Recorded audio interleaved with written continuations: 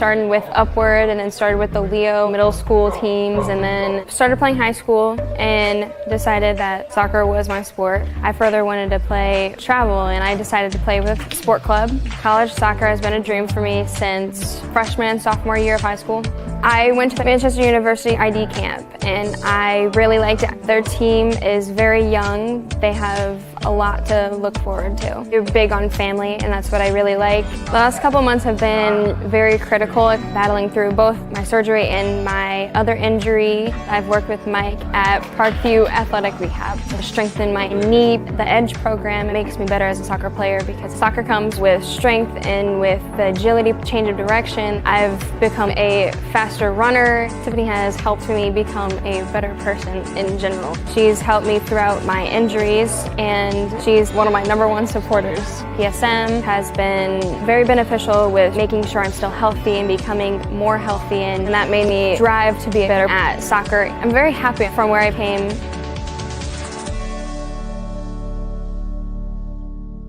Welcome to the Summit City, home to the 260's dedicated high school athletes and fans. Each victory and celebration captured by our cameras. Treasure the highlights from the Summit Athletic Conference this season, or complete games live or on demand. After all, nobody's more proud to call Fort Wayne home than SummitCitySports.com. I'm Emerson Weaver from Leo High School and Empowered Volleyball Academy. I first picked up a volleyball, I was probably like 8. I started playing club because my best friend did it, especially going into my late middle school years. I started training hard and now I'm playing high school and I love it, and I'm playing beach and I love it, and it's amazing because I get the best of both worlds. For the past 2 years, I really focused on beach, and that's really where I kind of want to go with my future. At Empowered, we've done specific sports performance training with PSM, and it's really just helped us grow as athletes. I notice it, I'm jumping higher, I'm running faster. It's just really helped me overall. It's insane how much of a better athlete I've become, being able to lift and do all those different movements, and I can really just notice it as a club. It's truly helping us all the way around as volleyball players. It's just been super beneficial. The athletes has always been here, and they're getting better. I'm watching, Summit City Sports, man, they're doing an awesome job. And I mean, that's a plug. Them dudes are doing an outstanding job. And I'm able to be in Nashville and watch games on YouTube that they're broadcasting, and I'm seeing the talent. And it is just truly outstanding. And I mean, you guys have seen the talent that's in the NFL now from Fort Wayne, Indiana, the talent that's coming up now, and the talent that, is just here, man. It's really cool. PSM is not just for me, it's for all athletes in the city, because I'm not the only person in the city that's playing different sports. There's people that play golf, lacrosse, every type of sport in there. I like how it's just personalized. So like your sport, over the winter and most of the summer, I think I focused on putting on weight, putting on more muscle.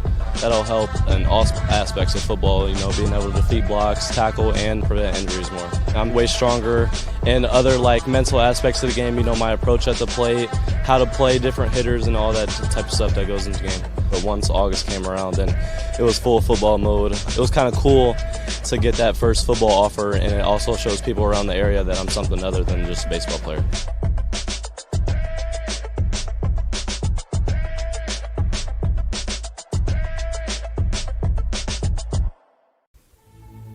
Anderson Heating and Air, locally owned and operated with over 50 years of experience. Call us today and get a free quote on a brand new furnace and AC, financed and available. Don't wait. Call us today and sign up for a maintenance agreement and stay cool. Our maintenance agreements will ensure that you're first in line if you have an emergency, and we'll send one of our service techs out for cleanings twice a year.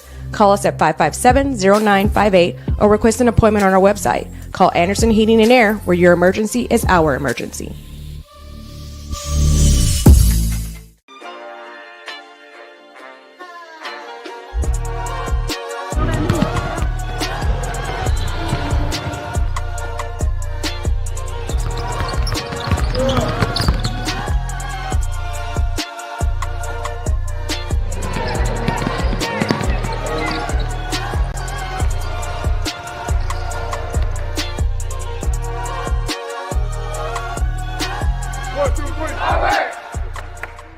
From day one, it was basically the sport for me, and I knew that. I grew up on a golf course. A lot of my family's played golf, and then there's been a lot of college golfers I played with, and I've always wanted to be like them. College golf's always been a goal, and I'm excited that I'm going to get that chance. I ended up choosing Franklin. I really like it there. Really young program. Great school as well. I just enjoyed it there, and definitely excited for the 4 years. I started Edge 2 years ago, and that's where I've noticed my biggest improvements. It's coming in here, getting speed, agility, as well as rotation and everything. It all translates to the golf game. Becoming stronger, gaining some club speed, be able to hit it farther. You have to put in the work. Also, the mental game's a big thing, and Tiffany and I work on that a ton, and I think she's probably one of the biggest reasons why I am where I am. That's a lot of the behind-the-scenes stuff that you really don't think about that really translates to the golf game. The future is what you make it, so make it matter. At the University of St. Francis, we'll help you build a purposeful life, one based on your interests, goals, and desire to make the world a better place. Learning is personal here. You'll be known by name, supported by experts, and connected to professional opportunities. Our Catholic values will inspire you to use your education for the greater good by serving and leading others. Remember, the future is what you make it. Build a life of meaning and purpose at St. Francis. You belong here. White Shoes Kelly Chevrolet. We offer a wide selection of new and used inventory with a team that guides you to your perfect fit. Our certified pre-owned options ensure peace of mind with warranties and rigorous inspections. Competitive pricing, flexible financing, and convenient trade and services, making your dream Chevrolet a reality. Trust our experienced service team to keep your vehicle in top shape and enjoy free car washes as long as you own your vehicle.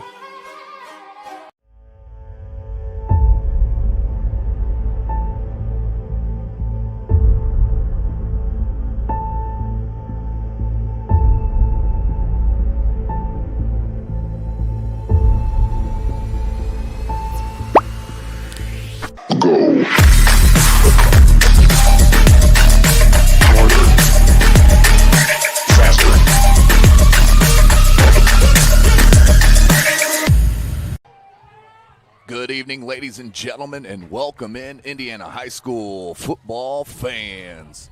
SummitCitySports.com coming to you live from Wayne Stadium on a conference matchup to start the season between the reigning 5A state champions playing up in 6A this year, the Snider Panthers. They are hosting the Warren Central Warriors out of Indianapolis, ranked number 4 in Class 6A. Snider in Class 6A, a preseason top 10, right at 10 for head coach Kurt Tittman and his Panthers. I am Tim Atkinson. I'll be calling your play-by-play. Joel Ray on the camera, and Jeff Mahoney, our owner, joining us here for color. Jeff, it's finally here. A lot of work from both these clubs to come in and get ready for week number 1. Here in the 2024 season. What an exciting atmosphere. Really is, Tim, and you'll remember a year ago, this game right here was the one that was talked about throughout the state when Snider went down to Indianapolis on the east side and handed it to Warren Central. That was a big-time win there for the Panthers. Warren Central, I believe, had one offensive touchdown in that game. They'd scored on a punt return and also a pick six. So Warren, the guys over there at Dub C, it's fresh in their mind. And I'm telling you what, Tim, talent brings in talent. Yeah. You know, they got 4 guys that are ranked, 4 seniors, I should say, that are ranked in the top 40 in the state. And they got the number 1 ranked player in Damian Shanklin and the number 1 ranked junior in Jeremy Finch. We're going to talk more about it, but then they get the transfer quarterback, then they get the transfer running back. I mean, if you want to be seen, you want to be on a team that has guys that are ranked in the top 50 in the state, and Warren Central has that. Yeah, and finally, you know, for graduating an alumni of Warren Central, their outstanding head coach, won state titles, outstanding career at Ben Davis, is Mike Kirshner, 16 and 17 here in his 4th year, but he had to rebuild this Warrior program back up, Jeff, and right now, just looking at defensive alone, and then you mentioned the transfers coming in at quarterback and at running back, that defensive line is absolutely stout, and there's something special because when you look at Snider, the big question mark for the Panthers is losing all that backfield and the offensive linemen. So you have the strength for Warren Central against maybe a weakness. Who knows yet? But it's questionable. It's untested, I guess I should say, for the Snider Panthers. Yeah, and we talked about that a little bit earlier this week, Tim, in our show, talking with Coach Tittman. You know, Wilson and Ethan Dodson, and you talked about Langus. I mean, they only returned one starting offensive lineman from a year ago. That's Ethan Leal, the senior at 6'1", 250. I mean, they're 250 pounds across the offensive line. That's 8 pounds less than they were last year when they had Carter Wilson and Dotson. And then you look at Warren Central, they go 281 a man across the line. Tim, that's bigger than any offensive line I saw last year. Yeah, and they're all returners. A lot of people will look back at the score sheet from the week one at Warren Central where Snider really dominated them, as you mentioned. Only one offensive touchdown for the Warren Central Warriors. Well, all those kids were sophomores and juniors, Jeff. Now they're all back. You add the transfer and Jalen McMoore, the running back, and Jaden Rivers, the quarterback transfer. All of a sudden, your weakness maybe is part of a strength, and then you know what the defense is going to bring. But Buchanan and Billingsley in the backfield for Snider last year absolutely dominated, over 200 yards rushing between the two of them. This is going to be a completely different game than it was a year ago, Jeff. Completely different, and Coach Tittman knows that, and that's why you're going to see guys like Brandon Logan, one of the best players in the state. Tim, how Brandon Logan is ranked number 14 in the state is a little bit of a head scratcher. No doubt. For me over here. I'm not the smartest guy in the world, but last year, second on the team with 95 tackles, 1 tackle for a loss, 6 interceptions. 2 of those in the Carroll game got returned back for a touchdown, and that was like, 40 seconds difference between one of the other. 1 forced fumble, 4 defensive touchdowns last year. Brandon Logan's an absolute stud, and you're going to see him go both ways. We saw at the scrimmage at Homestead he had 2 touchdown receptions against 6A Homestead defense. Tim, by the way, we have 4 teams in the SAC that are 6A now. Interesting. But Brandon Logan, Landon Fry, who we absolutely love. Tim, you've seen a ton of Landon on the baseball field, but you remember last year as the season went on, he just got more and more comfortable as a linebacker to where I honestly think he's going to be one of the hardest hitters in the SAC this year. You got Adam Blakey, who Coach Kirshner actually coached his dad. His dad was a fullback for Coach Kirshner. So Adam Blakey could see some time both ways. It's going to be really, really – and obviously Jamarion Calabodi, who's committed to Delaware, also going to go both ways. But, you and I talked about this. It's going to be really interesting to see how they can utilize Fry and Blakey on the offensive side to give them a little bit more power in the trench. Yeah, they're definitely going to need them to step up. There's no doubt about it here in this offensive set under offensive coordinator and Ryan Moorman. They're going to have to spread the ball a little bit out. Now, Vance, known as a little bit more of a passer, as Billingsley was a main running back and wide receiver up until last year, but they went ahead and won a 5A state title with an unproven quarterback. Snider has, and they're known statewide as having some of the best coaches in the state of Indiana, and I have no doubt that they'll have their kids ready against this outstanding defense. I mean, when you talk about the number 1 player in the state, and Damian Shanklin, he's heading to LSU. They got a kid going to Iowa, quarterback. Kids going to Louisville. They are a very talented defensive front. Yeah, no doubt about that, Tim.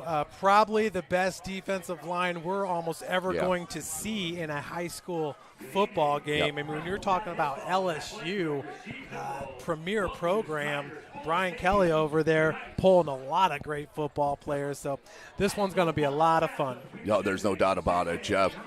Let's, as we're about, 16 minutes away from the start of this contest, we want to go to the interviews here that Jeff and I did. We both did it with Coach Kurt Tittman, and then Jeff followed it up with Coach Kirshner last night as I was doing some soccer duty. Let's go ahead and send that over to Jeff on that interview. I guarantee you're going to see the ball in Jamarion's hands, Brandon's hands, Landon Fry. I mean, I think Landon Fry could play every position on the field. He could be an offensive lineman.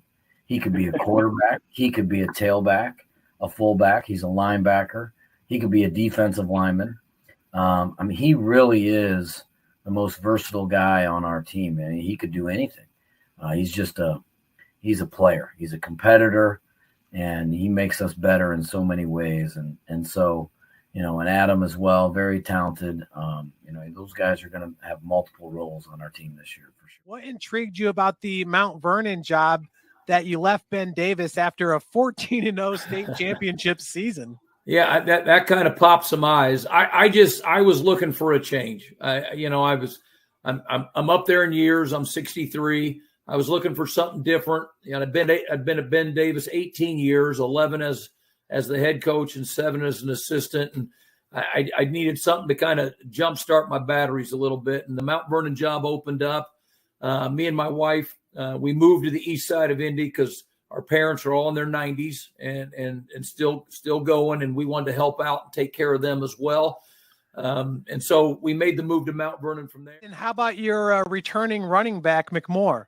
Yeah, he's really good, tough-nosed kid, has overcome some real challenges in his life. The other running back in there that had a lot of touches too was James Clark, who's I say challenges. He lost his dad. Dad died when he was young. Mom remarries. Stepdad dies from cancer. He's just battling some things. So we returned both those. Then we also had a move in. Kendall Garnett moved in from Westfield, 1,200-yard rusher at Westfield last year. He's moved in for us this year as well. So there's 3 kids there that are probably all going to get touches, especially early in the season till we find out what works. Have you guys, are you still going into the season maybe platooning, or is one of the guys kind of rose above the other? Well, we really didn't platoon. Jackson was our starter, and he dislocated his elbow against Ben Davis in the first quarter, week 5. And that's when Anthony came in, and Keith came back late in the year and was able to play a little receiver, but really couldn't play quarterback. He's a really good baseball player too. So just a great kid. Keith has since moved to defensive back for us. Anthony's competing with another young man by the name of Jaden Rivers, who transferred in from Hammond Bishop Knoll over the winter. Parents moved down here, and so those two are competing for time. Last week in the scrimmage, they split time. That is correct, and that is actually where I began my coaching career back in the 80s and 90s, was at Warren.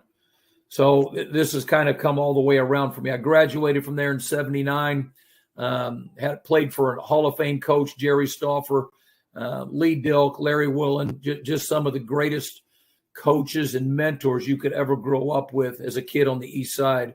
And so when Warren called me to see if I'd come back in 2021, I kind of jumped at it, started there in January of 2021, and we were in COVID, so there was no school, there was no lifting, there was nothing going on. So it was kind of a weird way to start it off, but it was an interesting and challenging way to start off. Coach, is it safe to say that the strength of this team is the defensive line, or is there another position group that maybe we're missing?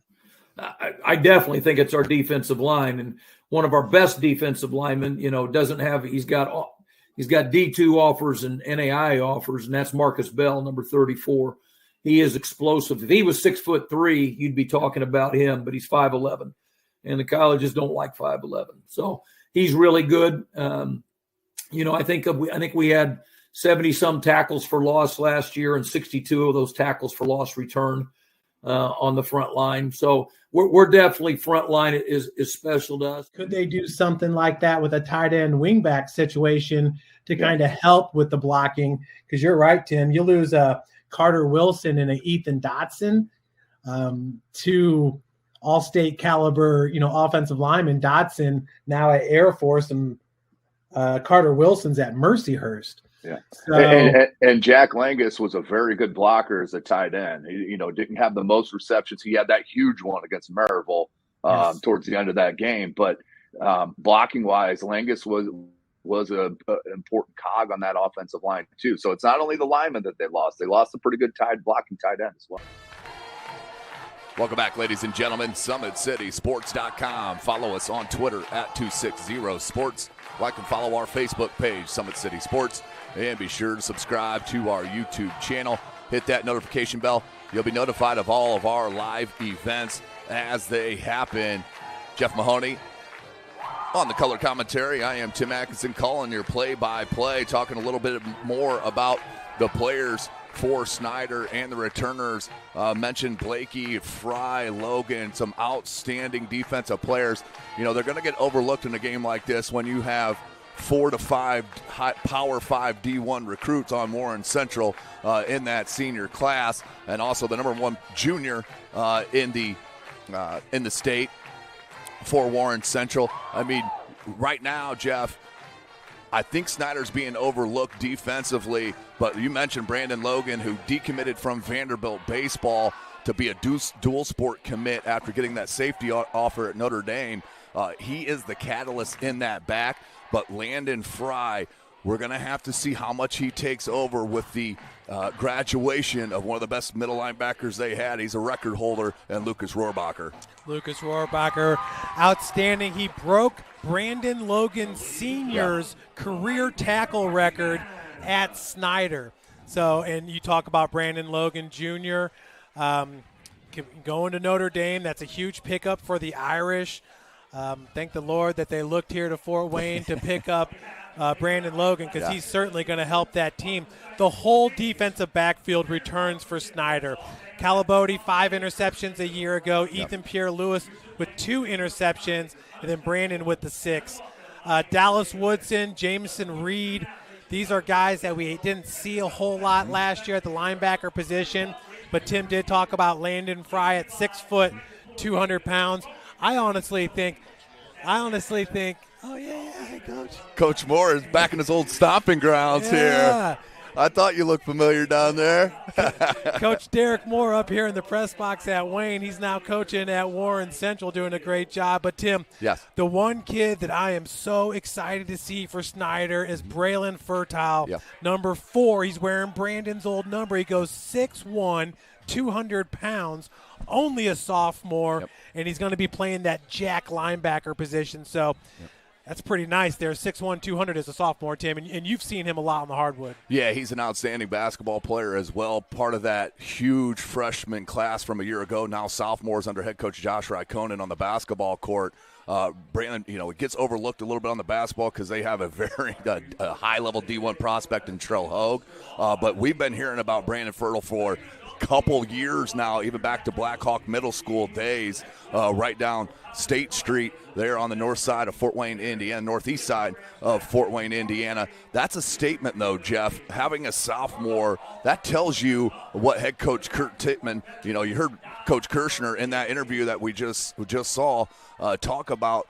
They have head coach Russ Isaacs in the Hall of Fame. Coach Kurt Tittman will be a Hall of Famer. If you got a Hall of Famer coach, that's kind of like a Jason Fabini being drafted out of Cincinnati, out of Dwenger High School, was the first offensive rookie to start for Bill Parcells. If you have somebody with that high-level caliber coaching ability, and they're trusting a youngster like Braylon Fertile in this sophomore year, that says something about his skill level. Yeah, absolutely. I mean, I'm pumped to see it. And, you look at Aaron Hughes, number 99, a junior at 6 foot 265. Boy, he's got a lot on his shoulders today, getting his first start, going up against this offensive line that averages 281 a man, plus has the number 18 ranked player in Cameron Herron, a senior at 6'4", 285, going to Iowa. He'll be playing ball with Jimmy Sullivan. That's not too bad. He's got an offensive lineman to block for him from Indiana. But that's going to be a tough task for Aaron Hughes and Kenyon Conklin, another junior at 5'10", 230. Conklin last year had 4 tackles for the Panthers, so he did get on the field. But the other defensive lineman is the DN Adam Blakey, who's special. Just phenomenal. 6 tackles for a loss, 4 sacks, a forced fumble a year ago. That is, in my mind, going to be the story in this game is the trenches. Can Snider's defensive line handle this big offensive line from Warren Central? They did a great job last year. You heard Coach Kirshner talk about it. Warren Central got manhandled in the trenches last year by the likes of a Carter Wilson and Ethan Dotson and that great offensive line that Snider had a year ago. But things have definitely changed. If you're Snider, though, you feel awesome that you have a guy like Landon Fry and Brandon Logan in your locker room, Tim, they might as well be like player coaches. They are so intelligent. They're just really, really great kids. Yeah. So going to be a lot of fun to see. And, you know, with Warren Central, you know they're going to be good. It's just how good. I'm telling you, Tim, with the research, you feel like they're going to be state champs. Yeah, and on paper, you say it may be only one returning offensive lineman for Snider, and that's true as far as a full season starter. But head coach Kurt Tippmann's youngest son, who's now a junior, and Sawyer Tippmann, he got thrown into the mix last year with injuries. He played it in the Warren Central game with the injury to their first string center. That Mishawaka game in the playoffs up in Mishawaka, he did an outstanding job at center, getting thrown in the mix there against the Cavemen in that win that we saw, the outstanding leg of Mao Tung come through in that, which is an all-time moment from the city of Fort Wayne in the football. So you're right. They're very not a lot of reps total on that offensive line, but they got some of the best coaching staffs on that offensive line. Outside the Huddle just did a story on Todd Frymuth, offensive line coach. He's an outstanding alumni here at Snider, back in the fold after coaching at Northside for a couple of years. That offensive line, I think, is going to be ready, and it will be about schemes, Jeff. I really believe that, because you're not going to be able to go hat on hat with this defensive line for Warren Central. No, and it's going to be very, very interesting how Snider can get their playmakers in space. Well, Yeah. Tim, we're at 7 different games tonight. Hello. One of the games we're not at is Leo at Bishop Lures. Yeah. What are your thoughts on that one right there? That's most people's game of the week here in the 260. Yeah, I mean, Lures, the reigning 2A state champ, I believe they're up at 3A now with Success Factor, I believe, lost a ton of production in that backfield. Also, Isaac Zay and company there for Lures. It's a lot of turnover. But if you know anything about Lures and Coach Lindsay, is that he always has his kids ready for the action. But Leo, it's still in a little bit of enigma. A lot of graduation, but they got 2 of the top players in the state of Indiana in, of course, Landon Hepner, who's heading to Army as a defensive back, and one of the best players in the country. I think he's top 5 tight end in the country in Brock Schott, who's committed down to Miami, which is tight end U down there. Brock Schott is a difference maker. A lot of people sleep on him on the defensive end as well, as you have to bring more than one person, because he is one of the strongest 17-year-old kids I've ever seen in my life. And here's Dub C taking the field here. Yeah, Brock Schott is a specimen when it comes to the weight room. Yeah. It really shows when he's on the basketball court. Yeah. But I like Leo to win that game, to be honest with you. And I like Lures in that one. Lures just so talented with their defensive backfield. And then you throw in the linebacker as well, Felger. Thank you. Yeah. Coached with his dad over at Northwood, actually. So Felger, who was at Homestead, now at Lures. And, boy, that was a good move for him as he got a state championship last year. Another game that I really like is Northside at Northridge. Mm-hmm. I know a lot of people are picking the Raiders in this one. I like the Legends. And again, Jeff, it's that turnover at quarterback for head coach Johnson. They're bringing one of the outstanding DBs. He's getting high-level recruiting on the DB and Tristan Newsome to come play quarterback. But they have one of the best sophomores in the state, in my opinion. I know you love him. You coached him at Northwood, and Caleb Kingley. The kid is an absolute stud. They have Jamari Pearson, Malik Moore. Northside has about as many weapons as Indy schools. You're gonna see outstanding high-level D1 prospects under head coach Johnson. James Early Jr. on that defensive line, Josh Masasso and the linebacker. They are a very talented group at Northside. That's a tough travel up to Raiderland and Northridge, though, and we'll see how that plays out. I think it's going to take a game or two for them to really find their identity offensively. Yeah, there might be a little bit of shock, too, when you get off the bus there and you see how fresh those facilities are at Northridge. I mean, Northridge, Northwood, holy cow. Yeah. They have done a great job up there Right. with their facilities. But one other name to keep an eye out for is Leslie Woodson. I got a chance to see him at a combine this past spring, I believe it was. Mm-hmm. And, he chose Northside over Bishop Lures, which shocked a lot of people as he's related with Jalen Smith. He wanted to go play on that new turf there at Chambers Field. I think so, or maybe he just likes the new threads and the new helmet that Coach Ben Johnson's got going on over there. They get new ones every 2-3 years under head coach. I mean, it's a wonderful thing there at Chambers Field as we get the coin toss look here. The captain's out at midfield. But, yeah, that's going to be an exciting game.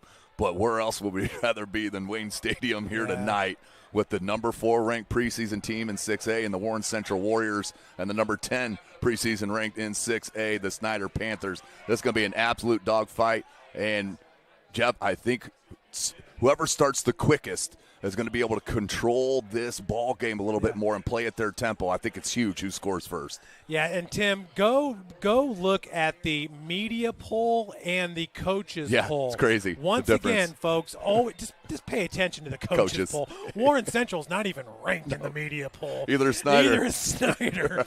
So it's like, okay, I'm just done with that one. I'm going to stay on the right side of John Harrell and just look at the coaches poll. So there's no doubt about that. We got Fry in the middle along with Blakey for Snider. Once again, a very special senior class here.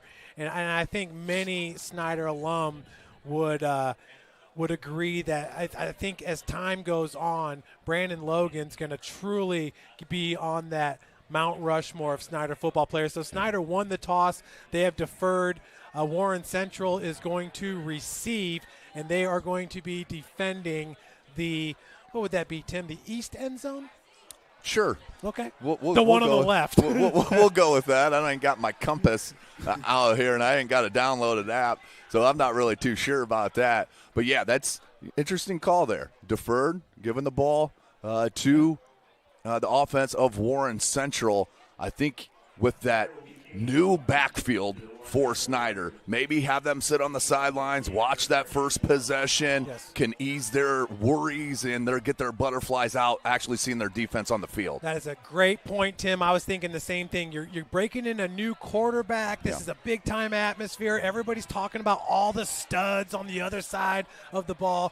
Let's get our defense out there where we have all of our returners at defense on the defensive backfield and Landon Fry. Let's get those guys out there. Let's work out some of these goosebumps. Yeah, there's no question about it. So to kick off, looks like it'll be Christian Rodriguez that's Mong Tung, the hero in the Mishawaka playoff game a year ago. He's going to kick it deep, and he does have a leg, folks. He's got a ton of touchbacks from a year ago. Back deep for Warren Central, number 1, the senior Cyron Williams, and number 10 on that far side in Keith Jackson. We're about ready to get it started here, Jeff. Yeah, it looks like our wedge breakers are Landon Fry and Dallas Woodson right there in the middle. Fry doesn't even look like 200. He's got to be 210, Tim. There ain't no doubt about it. He's committed to play baseball in Bloomington for IU. Here's Mong Tung. We are set. Week number 1, folks, and what do you know? Touchback, of course, off the foot of Mong Tung, and Warren Central will start the 2024 season off on offense, and they'll start at their own 20-yard line.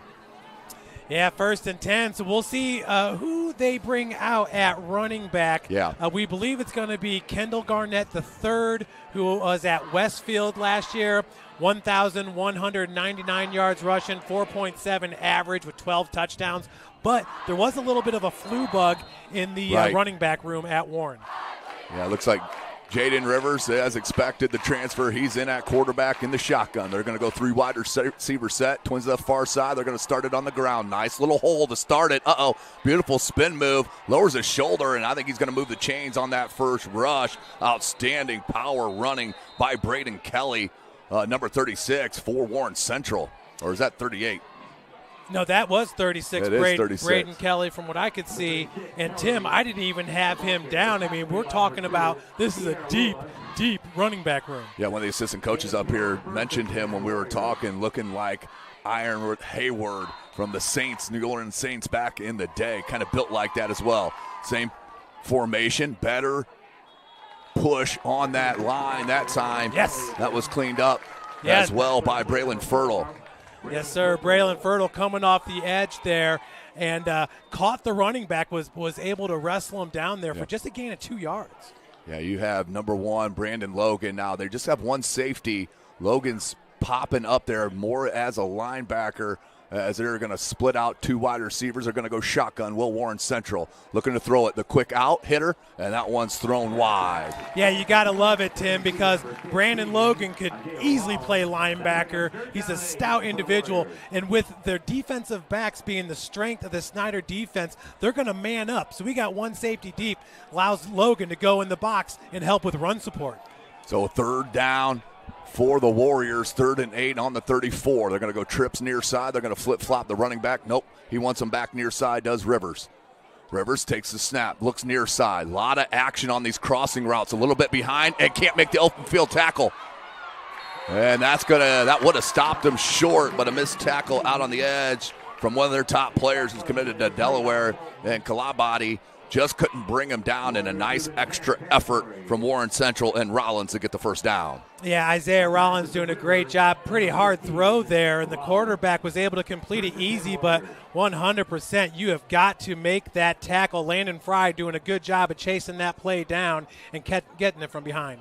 1st and 10 for the Warriors. Ball on the 47-yard line of the Panthers. Warren Central is taking a look at the sideline. Landon Fry is going to be over 100 tackles this year, Tim. I 100% agree with that, Jeff. Twins far side, they're split. Low into this. They're throwing again. Crossing route and just off the hands, and that's a dangerous ball. Good pressure defense from Ethan Pierre. Louis out there on that, Lewis on that far side. But that was a dangerous ball tipped up. And with this ball hawking backfield, defensive backfield for Snider, you got to maintain that. Yeah, I mean, I get it, Tim. You watch so many of these highlights on Twitter that you want to make that one-hand grab. But that was dangerous because that ball pops up. You're going to have one of those safeties swoop underneath it. Staying in the shotgun. And we got a little wardrobe malfunction. It looks like the guard there needs to get the shoestring tied. Yep, we're good to go. They're going to back the ball up to the umpire. 2nd and 10 from the 47-yard line. Same formation, and their tight ends lined up off sides right now. And they did not flag it. Wow. The referee was right there, Tim. Yeah. I mean, he was a half a yard lined up offside, Jeff, but it will bring up 3rd and 10. Right now you're seeing, Jeff, and Rivers just a little bit off on these passes, which is expect. First game, first possession of the 24 season, the transfer. There's a lot of nerves going on. Tim, you are 100% right there. His hand was down in the neutral zone right there, in line with the Snider defensive lineman's hands. 3rd and 10. This is a big 3rd down for the Snider defense, but this could be 4-down territory. Oh, boom. Hello. Yes. That one, Braylon Fertile, he's going to get his first sack. They're going to, that's going to be about a gain of 1, so no sack. But him and Fry combined on that, sandwiched Rivers. And here comes Warren Central, and they're going to punt it. How about the defensive stance from Snider? No, that's absolutely outstanding, Tim. He's the first person that jumped off to me. Number 1, he's a sophomore, but number 2 at 6'1", 200. Tim, he's looking like the real deal, which is fun to see. There's no doubt about it. And back deep, not too deep, is Brandon Logan. And number 7 on this near side, Calabodi, and he can, beautiful punt. And he's got a fair catch. Oh, dropped it. And Warren Central's going to recover. No. Oh, he got it back, Jeff. Calabodi got it. Dangerous. You could tell, Jeff, that I don't know if the height of it was bothering him. It was a wobbler. Yeah, it was definitely a wobbler, and I don't think he was sure exactly where on the field he was. But Snider will take over. We got a flag, though. Personal foul, roughing the kicker. Tim, let's see it here on the Anderson Heat Cool replay. See what we can see. Remember, the rule is inside the 10, you do not. You do not want to field that punt. I'm not sure if a hand got on it, right? He may have got a touch of that. Because it was a wobbler, something fierce. But he did get his plant leg taken out, so what a break here for Warren Central. The first mistake now is going to go on the back of the Snider Panthers. Let's see if the Warriors can take advantage of it. And then here's that play by Braylon Fertile. As you see him coming down and cleaning up with Fry. That's good stuff. Absolutely. Twins far side. They're going to hand it off this time. Wants to bounce it near side, limited area. And number 8, that's Jalen McMore, the outstanding tailback. He'll pop out of bounds. He may be short of the stick. of the line of scrimmage, I should say. Maybe, it looks like no gain on this. It'll bring up 2nd and 10. Yeah, McMoore goes 5'9", 205. Last year ran for 926 yards, averaging, get this, Tim, 7.9 yards per carry with 8 touchdowns. I think we had illegal motion, Jeff. Oh, it's a holding on Warren Central, so that'll back them up. And that's smart. If you're Snider, you got to give yourselves as much room as possible with the explosiveness of this offense. But right now, it looks like Snider is going to be able to match up against this offense of Warren Central. They just got to limit the mistakes. Rivers going deep, near side, down the sideline, and good one-on-one coverage. Jeff, I know you love number 7. Yeah, a lot of contact down there. That was coming from both sides in coverage on number 89, Chaz Corley. Chaz Corley was one of the top receivers last year, led the team with 23 receptions for 405 yards, averaging 17.6 per reception. Yeah, and just one touchdown, though, Jeff. Yeah. Not a lot of throwing touchdowns last year for Warren Central. We got another flag against the Warriors, another hold, Jeff. So the big mistake on the roughing the kicker by Snider. Now penalty after penalty for Warren Central, and I know head coach Kirschner is going to be highly upset about that.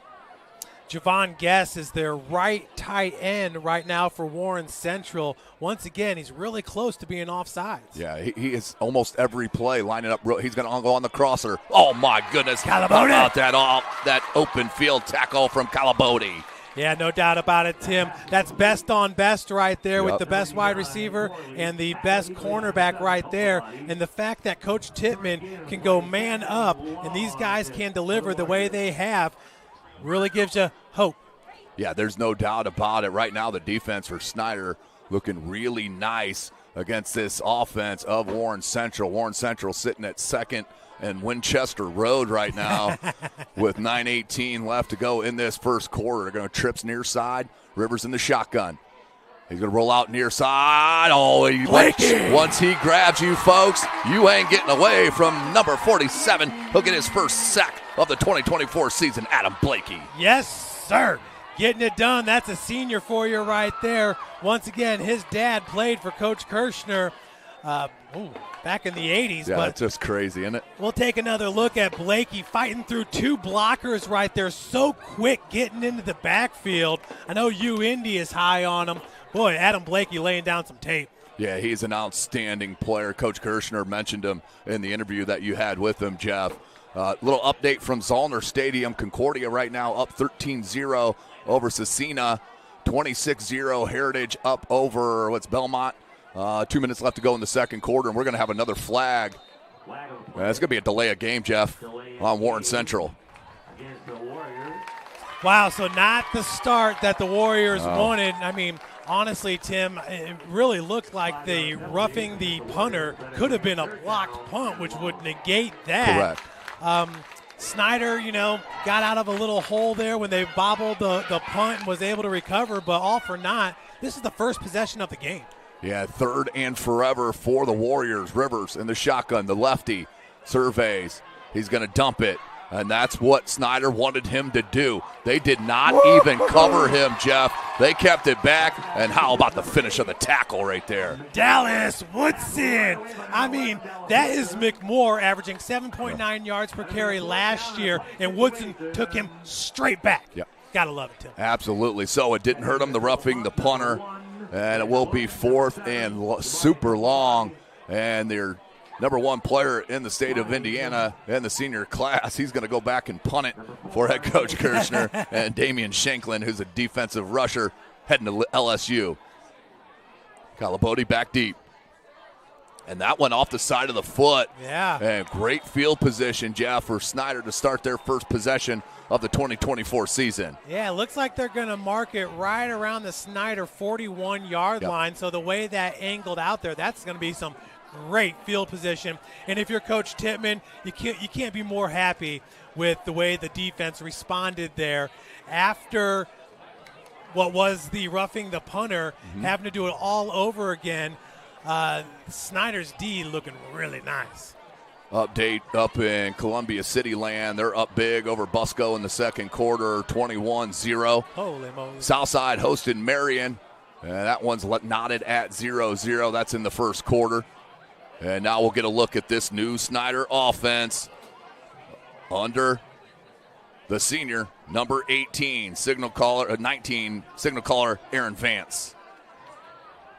It's going to come out with number 12, Jordan Davis, the junior, on the left hip.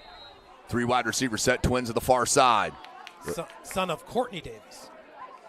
Jarvis, and they look for a jet sweep, and that's going to be a flag. Lots of flags here to start this ball game. And that was a violent jet sweep right there, Tim. It looks like it was almost trying to be a handoff. Really, you want to just kind of toss that ball in the air and let Jarvis run and snag. And by the way, folks, that would be a completion. So Vance could be 1 for 1 right now. Right. Yeah, Trevor Jarvis, really the lone returner at wide receiver that had reps from a year ago. He's now a senior. He's an outstanding baseball player as well. But now let's see Snider back in it. 1st and 15, ball on the 40, 7.5 left. Vance in the shotgun, Davis behind him, trips near side. Nearly got him to jump on the hard count. Now they're going to hand Davis. Nope, Vance is going to keep it. Wow. Spins out of it, and then is tackled down after about a 3.5, 4-yard gain. It looks like they're going to mark him at the original line of scrimmage, so a 5-yard gain will bring up 2nd and 10 for Snider. Yeah, that was Ballard who cleaned him up for Warren Central, but great read option here by Vance. Did a great job of selling it, Tim. You and I both thought that Jordan Davis had the ball. You see him tuck it and keep it himself. So Vance showing you that he's got some speed out there. Remember, he's long. Aaron Vance that goes 6'2". Yeah, that was an impressive fake. Now they're going to go Jarvis on the near side. He can cut it. Upended at the line of scrimmage. Going to bring up 3rd and 10 for Snider on their first possession. But I really, truly think for head coach Kurt Tittman and the Snider offense in that first possession, it's about not making mistakes here. Do something positive, get a little confidence going, whether you score or not. But right now, looking at 3rd and 10, 6.5 minutes left in the quarter.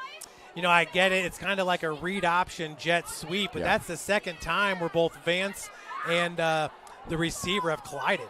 So that's gone away on that far side alone. Jarvis and Calabati on this near side. He's going to have to throw against the grain, and that's out of bounds and incomplete. We'll bring up 4th and 10, and the punting unit comes in for Snider. Yeah, and Warren Central with that 4-2-5 defense there. They got defenders all over the place in the backfield, Tim. We're going to need some misdirection, find a way to get that ball in space to guys like Calaboti, Brandon Logan, and Jordan Davis. Yeah, I expect maybe as this game goes on for some screens, some draws, let that defensive line come up the field and then pop it over the top of them or give a draw. Use that aggression for Warren Central against them. That's exactly right. So back to kick is Mong Tung. High spiral kick. It's going to be fair caught by number 10, Keith Jackson, right around the 20. It's going to see their market at the 15-yard line. Will be second possession for Warren Central. Keith Jackson's an absolute real player here for Warren Central. He's a glue piece for Coach Kirshner. Last year was a quarterback until he dislocated his elbow in the Ben Davis game, then played receiver the rest of the year. Also a standout baseball player for the Warren Central Warriors. Yeah. The amount of dual sport athletes you absolutely love to see.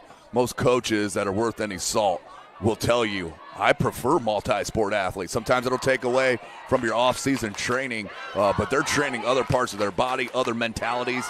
Love two-sport athletes.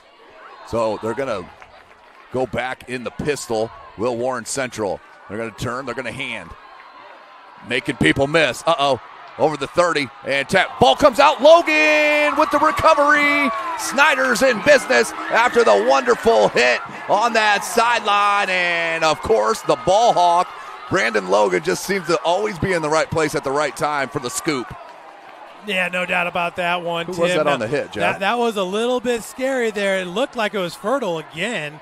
Just having a heck of a day as the sophomore. We'll check it here on the Anderson Heating and Cooling replay. Hello. Fast forward. So once again, getting to the second level, nice little hurdle, and actually it was Alan Bolton. Number 3, Alan Bolton. He came in big time last year. Levi Overholzer was the other safety with Logan last year. Broke his leg. It was a horrible injury in the Bishop Dwenger game, again, that rivalry ball game. Bolton came in and did an outstanding job there, and now you're seeing the progression happen. They're going to go 4 wide receivers, set their spread. You're going to get your first look at Brandon Logan on offense. He's in the slot on this near side, putting a man in motion. That's Keaton Robinson, the sophomore, and Vance keeps it, but they got a flag. I think they're going to get a holding on Snider. Boy, Vance, he's got some sneaky quicks out there, and he does a good job of getting skinny right there at the line of scrimmage. Yeah, he's got a real impressive play-action game. There's no doubt about it, Jeff. With 5:49 left, let's wait for the official signal. Chop block on Snider. That's going to be a big penalty against the Panthers. And both teams, you can tell it's week number 1, Jeff. A lot of flags been flying here in this first quarter. Yeah, Keaton Robinson just came off the field for Snider. Brandon Logan out there with the offense, along with Aaron Ganaway, 6'3", 265-pound senior. He's going to be on the bottom of your screen with Jarvis in the slot. They're going to go trips actually near side. Yep. They're going to put Davis behind Vance in the backfield. And they got an extra defender to this side. Cover 2 look for the Warriors. Jarvis goes in motion. The handoff to Davis. Nice jump cut. That's what you saw Uriah Buchanan do so well last year. Those led to big plays. Good job by Warren Central right there to corral him after that jump cut. But that jump cut also came before the line of scrimmage. I mean, the Warren Central defenders are getting pressure in the backfield, which is going to make it extremely hard for this run game. So 2nd and long, they're going to call it 23 for the Panthers. Not sure on the formation they want. Looks like they have it figured out. Vance will break the huddle. They're going to go trips near side. Logan to the far side. This is dangerous. Unless they keep Davis in for an extra blocker for Vance. Instead, they're going to go an option opposite. And absolutely stuck. Big stick there. Hello, number 40 for Warren Central. That Caleb is Elkins. Whew, the sophomore, Jeff, laying some wood. I mean, Tim, I've gone through their 2 deep all day today putting down stats, and we are seeing guys that they didn't even have on their 2 deep making plays. I love a little gamesmanship maybe by Coach Kirshner. I absolutely love that. So it will be 3rd and extremely long. 4.5 minutes we're under. Twins to the far side. Gone away to the near side. Vance looking to throw. It's going to be a quarterback draw. Can he break through? Nope. The LSU commit number 4, Damian Shanklin, ties him up, and that's going to be a sack for Shanklin. Loss of 2.5 yards. 4th down. I mean, Coach Kirshner said it. Yeah, the defensive line is the strength of the team. Just go to 247 Sports and look at the class of 2025 and the top players, and anybody can figure that one out, Tim. But honestly, it's on display right here. I mean, you're almost feeling bad for the guys in black because there's so little time.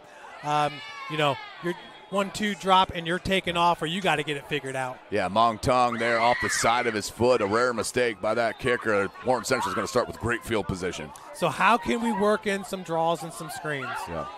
Well, you've seen a couple of draws. They're trying to do some misdirection. You saw Jarvis go in motion a couple times. That turned into an attempted jet sweep. That time the option came back the opposite way of where his motion was running. So Snider right now throwing some wrinkles in here, and I guarantee you it's to set stuff up later in this ball game. Yeah, no doubt, Tim. And you look at it, and we have a new quarterback in there. Looks like they're going Wildcat, Jeff, because that's number 10, and Keith Jackson. Yes. And he's going to cut the chains in half, maybe +1. That's actually going to be about a 6.5. They're going to mark it as a 7-yard gain on the Wildcat run by number 10, Keith Jackson. Keith Jackson at 5'8", 160. Just goes to show you, I mean, Coach Kirshner as well, they're not going to take it, Tim. They want production. They're going to get the next man in there. It's next man up mentality. Rollins in motion. They're going to play action to him. Jackson swallowed up. That was Fry and number 21, Aziel Jordan, who broke in untouched for the Panthers D. I'll tell you, both defenses are just looking phenomenal right now.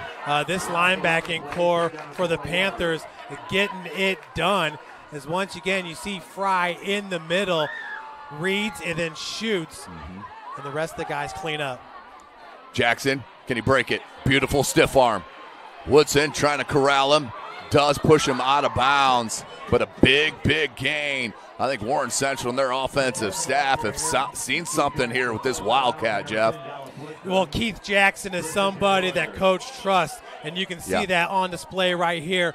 But that stiff arm on Bolton was a thing of beauty right there. It just kind of shows you the intangibles that number 10 has out there. Yeah, it's for you kids out there with the stiff arm. It doesn't have to be super violent. It's about the timing of your stiff arm. Here's Jackson, same play. This time he's going to take it over that left guard.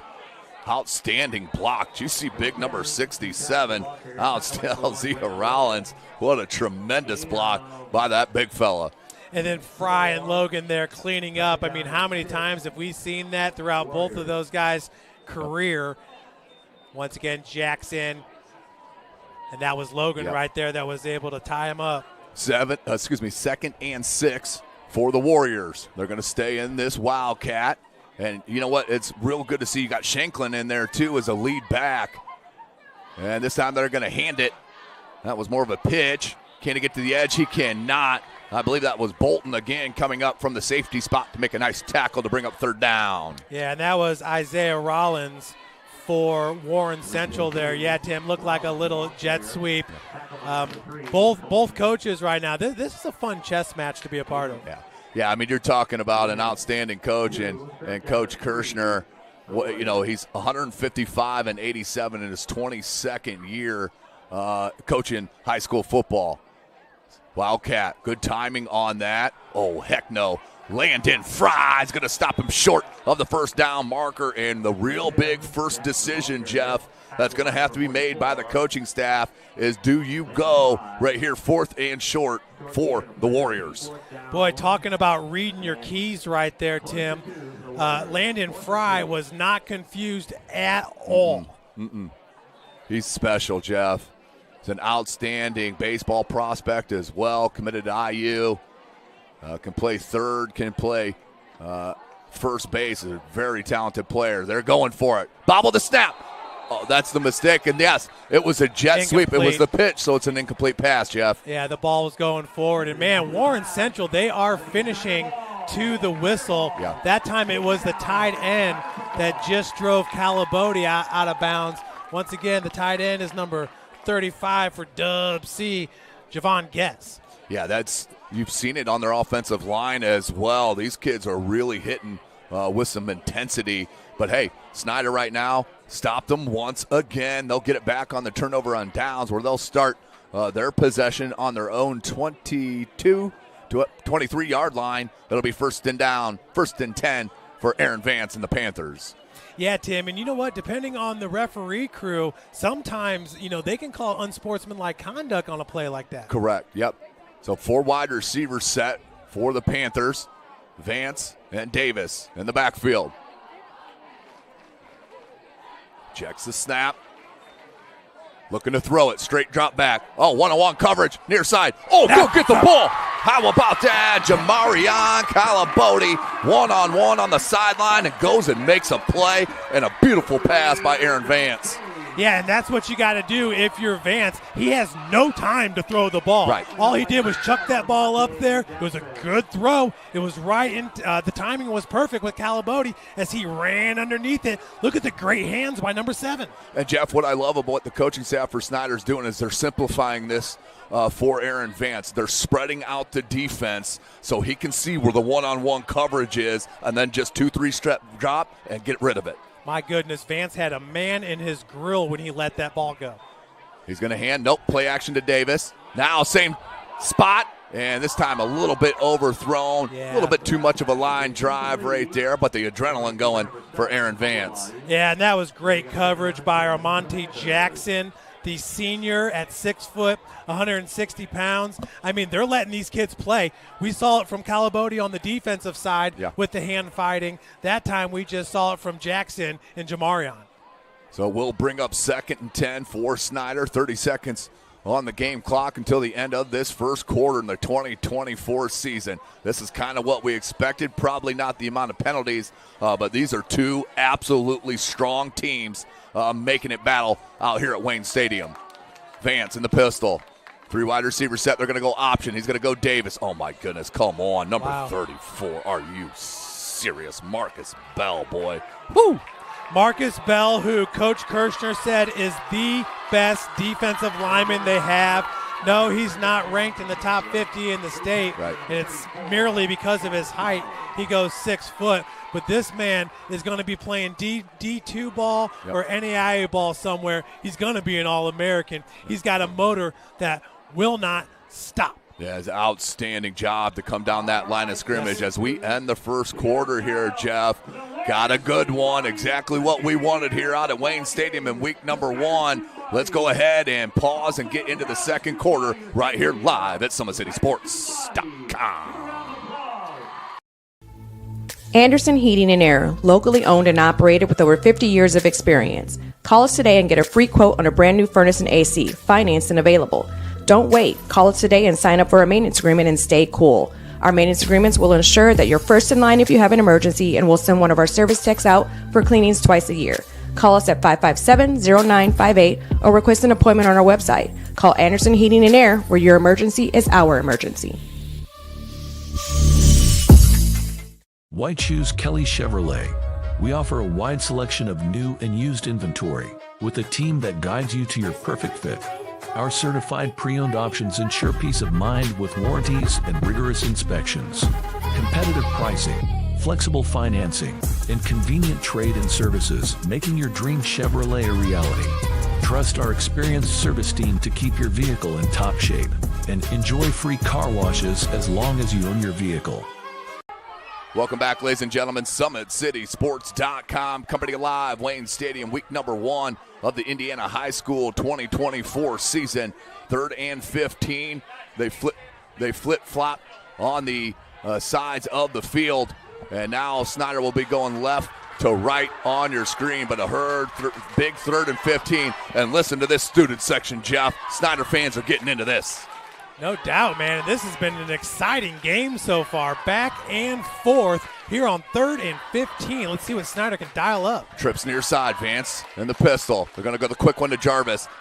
Beautiful move from Jarvis. And nice job by Logan to get the hands off that. It would have been a block in the back. There's another flag that came in late. There may be an unsportsmanlike of hitting Logan in the back. I'm not sure what they saw.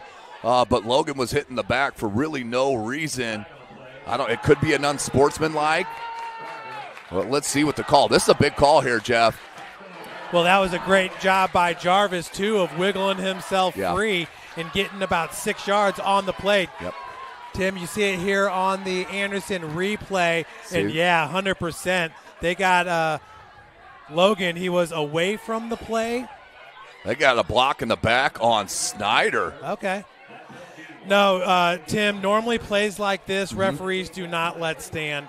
We'll show one more time where you can see Brandon on top of on top of Jarvis here. He's about 5 yards away from the play, and then boom. Bam. Yeah. There goes the big hit. I thought that's what the penalty would be on, but hey, look at this. And that was Jeremy Finch. Yeah, J.J. Finch, outstanding player, very highly recruited and ranked in this class is Finch. Tremendous player in his own right. Yeah, his dad was amazing. Went to Florida, then played at IU and finished at Marion. He's the number 1 player in the state of Indiana in the junior class. Here's Vance on 3rd and long. Horse collar. This is a horse collar call right in front of this side judge. It wasn't egregious, Jeff, but if a referee sees you grab the back of that shoulder pad like that, safety is first, especially in the high school game. Yep. Well, and it's very simple. When the running back falls backwards, looks like a horse collar. Yes. So we'll see it one more time, but look at Finch, and look how he is absolutely unblockable. He's so long, the defensive end. Where's number 11? Jeez, man. Fights right through that block. A good job of fighting for extra yards there for the Panthers, but wow. How about shedding a block? Yes. Oh, my goodness. Him and Bell have been impressive defense. Everybody knows about Shanklin, but Finch and Bell, my goodness gracious, very, very top level. So they'll mark this off on the personal foul on the horse collar. That's huge, huge play because we were at 3rd and 15. Yep, now we're 1st and 10. From the 30. 1st and 10 from the 30-yard line. And we know right now that this is a 47-yard field goal, which Tung hit in the most stressful situation ever with no time on the clock, the 47-yarder to win it, Tim. That was regionals, was it not, Jeff? Yeah, that was regionals because we were at Ole Miss. That's right, and then they beat Maryville in that semi-state game. Now Vance has 2 in the backfield with Fry as the lead back, Davis behind him. Long snap count. Play action. Jarvis changes directions, and smart job by Vance. Yes. That was a heady play from a kid that hasn't had a lot of reps in the varsity level. I mean, he did not get any snaps with the likes of Billingsley last year. That was a smart play. Get rid of it, find another play. I am so impressed with Aaron Vance in this game so far, Tim. Yeah, me too. 6'1", 180 pounds. Last year only had 17 attempts, completed 7 of 17 passes for 61 yards with a long of 15. But this game right here is just going to accelerate his learning process. He is going to be a seasoned vet. You guys can't stand on the top row.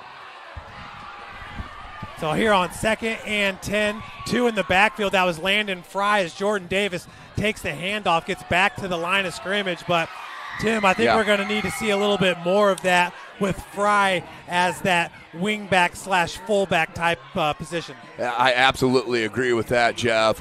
This is a long ball game. We're only a minute into the second quarter now, Jeff. We've seen a lot of different wrinkles from both coaching staffs. Yes. They got a lot more up their sleeve, I can guarantee you that. So 3rd and 10, just under 11 minutes. Twins near side. Lone wide receiver to the far side is Gonaway. Vance and Davis stays in that backfield. Vance in the pistol. He'll take the snap, the quick hitter on the screen. That's just their pursuit is next level, Jeff. That was number 40 again, I believe, was it not? Yes. And Caleb Elkins. But the thing is, Tim, that's a wide receiver screen that's set up, and that was just blown up, something fierce. See another look at it. You got the 2 wide receivers. That's Jarvis. Jarvis is going to go hard and then cut back. That was Kolobati that cut back. You had Jarvis along with another blocker out there, but this defense, they're just so fast. So here we go, Mong Tung to break the tie right now. Holder is number 15, Trevor Jarvis. Okay. And blocked. Yeah. And I forgot to mention that, but that is the defensive lineman once again, Marcus Bell Jr. Last year had 1 blocked field goal and 2 blocked punts. Damian Shanklin had it was Finch who had a blocked field goal as well, but that just kind of speaks to Marcus Bell, his motor, his agility, and his center of gravity. Okay, so he's a 6-foot defensive tackle, can get underneath those O-linemen, and with his speed, it was just on display right there. Yeah, we were talking to one of the assistant coaches up here prior to the game, and he told us about Bell and how he just does not quit. He motors nonstop, and he said, I guarantee you're going to be seeing his name the most on that defensive side, which we have. Yes. Here's an opportunity. Good block on the edge. He's off running. Jalen McMore and push out of bounds near to that 30-yard line. First breath of fresh air for Warren Central. Yeah, that's a 30-yard gain by McMore. They got their QB1 back in Jaden Rivers, and that was a good run there by McMore. Once again, Tim, we're starting to see a little bit more success from these offenses. Yeah. As that's just great blocking right there by the offensive line, creating that hole. And then McMore did a great job of getting to the edge. 1st and 10 from the 33-yard line. 3 wide receivers set. He's going to turn. He's going to hand. Beautiful pursuit from Blakey and company. That was also number 51 that helped break through, and Kenyon Conklin, the junior. And then there was Blakey to fill it in. Yeah, Blakey and Conklin. It's almost like Warren Central had some kind of screen set up because they ran right through that offensive line, blowing that play up in the backfield as you see the 2 converge on the play right there. Got an update from Southside. Southside up 7-0 over Marion in the second quarter. Southside, how huge would that be to get a win in week number 1 in Coach Goodwill's second year? And I think Northrop's going to get a win in week number 1. They got a lot of talent.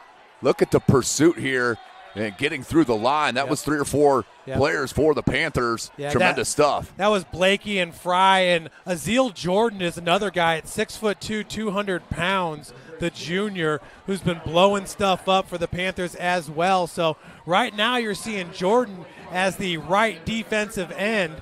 Well, actually, him and Blakey are switching. Looks like Adams most likely going to the weak side. 3rd and 11, 8.5 left. Oh, good hard count, but did not get in the neutral zone per the side judge. Oh, again, almost. Boy, Blakey's hungry. Yeah, they're ready to go. And Rivers being patient, the junior, and at quarterback. Taking a look, the lefty. Oh, he had a man wide open. He didn't get it to him. Ball. Fry with the pick. Yeah. What do you know? This defensive ball hawking Snider Panther Club at it again, week number 1. Yeah, Landon Fry knows how to intercept that ball. He had 3 last year. Yeah. That's the first this year for the Snider Panthers. Tim, we talked about that in the first quarter. Be careful tipping that ball up because this defensive backfield for the Snider Panthers will hawk it down. Yeah, linebackers and all, as you saw right there from Landon Fry. Another momentum switch after Warren Central was moving the ball really nicely on the ground. They go to the air with Rivers. Ball is tipped at the line of scrimmage. Landon Fry, just like Brandon Logan, those kids are just always in the right spot, Jeff. So 1st and 10, Snider will take over. 3 wide receivers set to the far side. Conaway, Logan, and Jarvis. Davis in the backfield with Vance. Option. Yeah, that's just not going to work against this defense. No, because they can string it out. That time it was Donovan Dungy who we talked about with some of the coaches there. They just absolutely love him and his brother. But yeah, so far, I mean, every time we're trying to stretch it out wide, or it's just not happening with the speed from Dub C. Yeah, I think they've had better luck going up the middle. With Vance. Correct, letting the defensive line gain their push. But now looking at 2nd and 13. And you almost wonder if you can just get Fry in the backfield, just hand it off to him and just have him bulldoze. Or do you have a bigger running back in the mix that you can throw in there just to bruise you up a little bit, just to wear down the defense? Snider will take a timeout here with 7:33 left. Of course, the Big Eyed Fish has been around Northeast Indiana area for generations. Enjoy the best fish in Fort Wayne in a family-friendly environment at the Big Eyed Fish. New state-of-the-art car wash facilities. Free car washes when you buy from Kelly Automotive. ShopDriveKelly.com. Tom Steele Tire has been servicing the Fort Wayne area for over 40 years. They'll help you find the perfect tire for your vehicle and other auto repair services like brakes, wheel alignments, engine diagnostics, and more. At Ottenweiler Contracting, we invest in our customers by providing peace of mind in the entire process from bid to bill. Visit OttenweilerContracting.com. Summit Volleyball trains and builds the highest quality volleyball players in the area from ages 5 to 18. Jump on board. Together we can reach the summit. Jolly Law Firm is the area's best criminal defense firm, helping defend the accused from the government. Whether you are facing OWI or any other criminal accusations, Jolly Law Firm is the answer. 2nd and 13, 7.5 left. Shout out to our sponsors. Couldn't be possible without them. Here's play action. Vance needs to get rid of it. Oh, they look for a screen backwards. Shanklin picks it. Yeah. Oh, big mistake that time. Shanklin read that so wonderfully. He stood with Logan as they were looking for a screen on the backside to Brandon Logan. Yeah, Marcus Bell Jr. made that play happen, Tim. Let's take another. Shocker. Yeah, let's take another look at it on the Anderson Hiku replay. Yeah, as we're going to see Bell obviously getting so much pressure in the backfield, and I think he got a little tip on that. And going up to get it was Shanklin. So Shanklin's going to get his first pick of his senior year as a edge rusher. Hello. Now, 1st and 10. Interception did not hurt. They get it right back to Warren Central. They're looking to throw it right away, and they're looking end zone, and picked. Oh, threw it right to him. We got a late flag, but Jamarian Calabodi picks it in the end zone for a touchback, but let's see what the penalty is. Second interception thrown by Rivers. And that one was just thrown way too long and had time, too. He did not have to release it when he did, Jeff. As I'll keep a look, you run that replay, I'll keep a look at the referees. And if it did look like there could have been a hold right there, that's number 11. And that's what's being called, Jeff. Defensive holding. Dallas Woodson. So null and void that interception. Boy, this guy behind me keeps cheering every time Snider does something well. Wasn't me. Absolutely not. Bipartisan up here at the Wayne Stadium press box. Newly renovated-ish press box. Big shout-out, Athletic Director Steve Zimbo, always a great host, whether he's on the road on a home game here at Wayne or over there at Kilmer Court inside at Snider High School. Also a great wrestling referee. One of the best. One of the best. That's what I hear as well.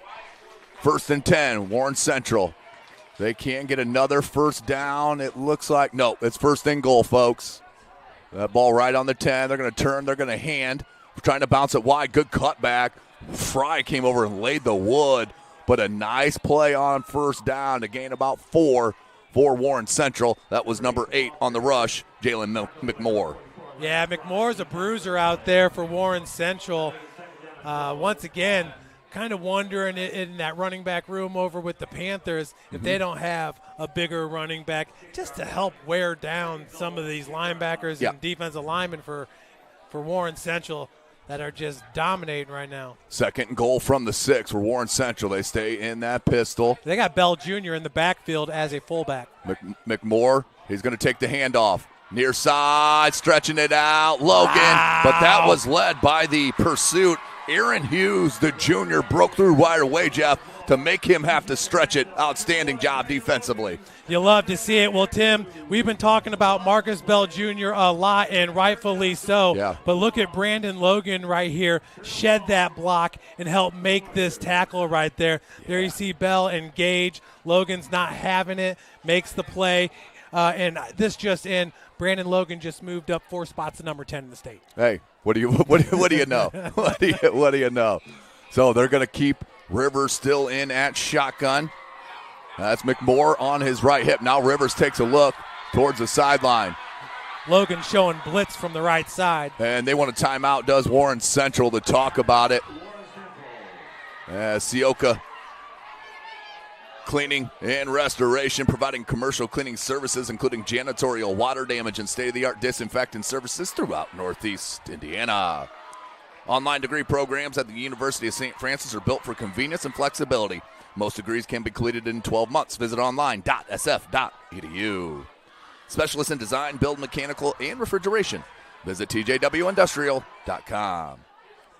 The 12,000 Hoosier men and women with Laborers District Council and affiliated local unions that build Indiana. We are La Una. Earn your edge this season. PSM's Edge Training Program maximizes your athleticism through personalized performance training to reach your goals and get you to the next level. Visit parkviewsportsmedicine.com/edge to schedule your free consultation. And, of course, today's broadcast is brought to you by SummitCitySports.com. Follow us on X at 260sports. Like our Facebook page, Summit City Sports. And be sure to subscribe to our YouTube channel. Hit that notification bell. You'll be notified of all of our live events as they happen. Big third down, 3rd and 14, Jeff. And our podcast shows, Tim. Absolutely. Started that this year. As we'll talk about that when we get another break. But that's going to be a false start against Warren Central out of the timeout. Never something you want as a coach, but that's going to back them up. It'll be 3rd and goal from the 19 now. But Jeff and I now, we're doing the game of the week together. We will have both coaches on our podcast, and then we will also have a roundtable discussion to preview the games of the week that we're covering with all of our play-by-play guys. So watch out for that. 3rd and goal. Man-to-man coverage. Oh, good flag route. That was a beautiful route. Oh, what a play defensively. Dallas Woodson, Jeff, on the ball deflection to bring up 4th down because he was beat in the end zone on a beautiful little flag route. Yeah, no doubt. That is great timing there by Woodson. He timed it perfectly and was able to get the pass break up there with the right hand, and Tim is 100% right. This route by Anthony Dennison, who was a quarterback last year, that is a beautiful, beautiful route. And the thing is, the ball was placed nicely because you're running out of real estate. Right. It's just that was a great play. So they're going for it here, Jeff. 4th and goal from the 19 for the Warriors, Warren Central. And I think Snider wants a timeout. Yeah, they want to talk about it. I don't think they expected Warren Central to go for it, and they may change it up here. Could Coach Kirshner here on 4th and goal. That's just a 36-yard field goal. Yeah. So, but that being said, we've already seen Shanklin's their punter. Maybe he kicks the PATs too. It could be, Jeff. That's the enigma. It's part of the reason we love these week 1 and 2. Always covering the Summit Athletic Conference now as of last year, with them breaking up the big and small division. That opened up the first 2 weeks for these schools to be able to schedule out of conference. And this is the type of stuff we love. But we don't know the ins and outs of all these schools out of Indianapolis, South Bend, and what have you. It's always good to see these teams. Yeah, and it really shows you where Fort Wayne is compared to Indy. Yes. And you're seeing it on display right now that Fort Wayne does quite well. Of course, as you said, we are the second largest city in the state, so we should be doing good. But, Tim, once again, now when I think about it, they did not have a kicker listed on the 2-deep. Oh, well, there you go, Jeff. You know, it could be a north side situation from a couple years ago. Double coverage. Nope. His foot's out of bounds. Beautiful throw, though, from Rivers. It really was. I mean, you can't throw it any better than that. But a turnover on down. Snider bends it, but does not break. And they'll get the ball back with Aaron Vance and company. And on the Anderson Heating and Cooling replay, you're going to see Blakey once again putting the pressure on. I mean, Warren Central's been putting pressure on the running backs and on the quarterback, and so too is Snider. Yeah. There's no doubt about that. Update out at Carroll High School, other 6A matchup. Carroll hosting Hamilton Southeastern. Hamilton Southeastern up 21-7 with 7.5 left to go in the second quarter. Yeah, and when you look at Carroll, you know, you got one of the top tight ends in the state in Brady Road, and then Jimmy Sullivan, who's heading to Iowa, one of the top quarterbacks in the state. 1st and 10. Looks like they have Logan as a lead back, and they're going to hand it to him. Oh, no, they kept it. Yeah. Vance is really tricky with that. Yeah, he does a good job. Play action to really put it on his hip to hide that ball. But that one is a loss of about 4 on the play. We'll bring up 2nd and 14 with 5:15 left to go in the second quarter. Yeah, just need to look at that one more time on the Anderson Heat Cool replay, because as you saw right there, the fake handoff to Logan. Logan did a good job of drawing that out, and then the pitch over there to Calabote.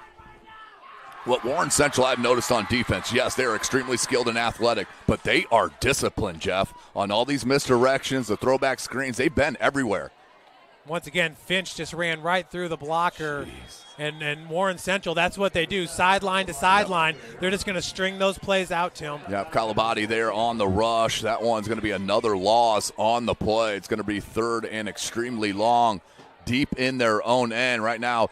Just do not make a mistake. Do not turn over the ball here.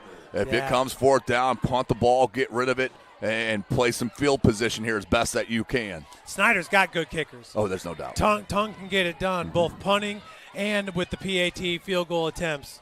So Vance and Davis in the backfield, trips near side. Calabote, Gonaway, and Jarvis. And they're going to keep it with Vance, and that's not going anywhere. Great job to shield that block by the number 1 junior in the state of Indiana, J.J. Finch. Jeremy Finch is an absolute stud out there. Once again, you can say that about everybody up and down this defensive line. Yep. We were kind of joking, hey, this is the best defensive line in the state. Tim, this could be the best defensive line in the country. They are extremely, extremely good. Athletic, strong, big, and disciplined. They are a fun group to watch. Yeah, and so far it seems like the only thing that's really been working is when we can get the one-on-one matchups, Vance throw it deep. But you're right, Tim. When you're backed up against your end zone, just play it safe. Yeah. Jackson waiting alone, end-over-end kick. Oh, that went off of a Warren Central player, but what a heads-up play. He didn't see it coming. Madden Barrelt, the senior, it went off his leg, jumped on it right away to save possession for Warren Central. Yeah, Barrialt goes 6'1", 165. And that's one of those where, Tim, he's sitting there and he's expecting that ball to hop up. Right. And that ball hit the ground and did a hard skid right into his shins. Yeah, that looked like a baseball on turf. That just went straight forward, no hop. Great opportunity for Snider, but if you're tongue, you're like, dang it, I just lost 15 yards. It hit him in the shin. Yeah, it could have rolled another 20, Jeff. Because that was good coverage by the punt team getting down there. Yeah, there was 3 or 4 Snider Panthers down there as the ball hit the ground. But 1st and 10 for Warren Central, plus territory for the Warriors. Trips far side. That's the first time we see this. A new quarterback in for the Warriors. And just thrown a little bit low. That's Anthony Dennison, their sophomore quarterback that they're extremely high on. He's a right-handed quarterback. Rivers the left-handed. Well, Tim, if you'll remember last year, Warren Central gave Ben Davis all they could handle. Yeah. Ben Davis, the 6A state champions. Right. Lost that game, what was it, 31-28. In that game, Dennison had to come in and did well for Warren Central. Yeah. Coach Kirshner's not messing around. Get it done, or we're on to the next guy. They're going to stack trips near side. But a timeout to talk about an important 2nd and 10 for Warren Central. And it looks like update out at Carroll. Hamilton Southeastern scores again. 4.5 minutes left in that second quarter. Hamilton Southeastern now out to a 27-7 lead. Wow, making a statement are the Royals there on the north side of Fort Wayne, Indiana. Well, last time they were at that stadium, Carroll handed it Right. to them, and Hamilton Southeastern was supposed to go to state and get that state championship. Instead, it was Carroll going to take on Center Grove. What was that? Center Grove's like 4th straight state championship win or something? Just a tremendous, and they got one of the best prospects in the junior class, and Tyler Cherry, who's committed to play for Bloomington, and head coach Kurt Signetti. So that's going to be a huge pull for the Hoosiers. They're to bring in a 4-star quarterback in B-Town. Mm-hmm. Here we go. 2nd and 10. 3 wide receiver set, Twins near side. Dennison stays in at quarterback. Looking to throw. Nice high arcing pass, overthrown just a bit, about a 5-yard overpass. That will bring up 3rd and 10, 3:46 left. Yeah, Javon Guess kind of looked up like he didn't know the ball was thrown. So a little bit of miscommunication right there, but, you're on your 3rd quarterback. Really, we'll call it your 2nd quarterback with Jackson being the Wildcat. So 3rd and 10, big 3rd down play for the Warren Central offense to try to keep this going. Trying to get you an update from the Homestead Carmel game as well, as they're going to roll out. Opposite is strong arm, and that one is a bullet. Yeah. You could see the arm on that kid, the sophomore. But that's such a tough throw, especially for a sophomore, Jeff, rolling to your left, trying to square the shoulders and throwing it with the right hand. Yeah, but you can see the strength. I mean, Dennison, just a sophomore, goes 5'11", 210. Yeah. Last year, he threw for 617 yards, completing 43% of his passes. He completed 59 of 135. He had 4 touchdowns, 5 interceptions, a QBR of 52. And Timmy's not a runner. No. He had 14 carries for -80. So 4th and 10. Shanklin in to punt. Back deep. Color body. Beautiful kick. Shanklin has got that one. Oh, let it go in the end zone. Yes. Yeah, Calabody. Mistake there, not knowing where he's at. Caught it inside the 5-yard line, right on the goal line. You let that hop in. You got now at the 20. Mistake right there from Calabody. Yeah. It was not needed. Well, he still remembers last year when he took that kickoff 95 yards to the house. Yeah. He wanted another opportunity, but that's the second kind of mishap that Colabody's had in the punt return game. Yeah. The other one was trying to field it at the 5. And in general, the rule is, Tim, inside the 10, stay away. Get away from the ball.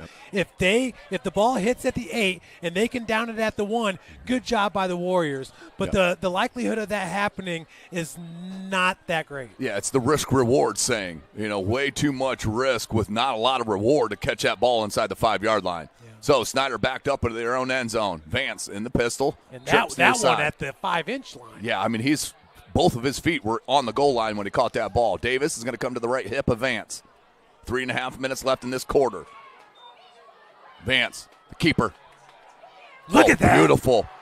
He is a lot stronger than he looks and what his weight is. He has made some kids miss just with churning those legs, and a nice job to get out of the shadow of his own end zone. And check this out, kids at home. Check out the high knees here, being able to break those arm tackles by Vance. See how he gets his knees up there, drives through, and that's a nice pickup. It's going to be about 2nd and 4 for the Panthers. 2nd and 4 for the Snider Panthers. Vance breaks the huddle.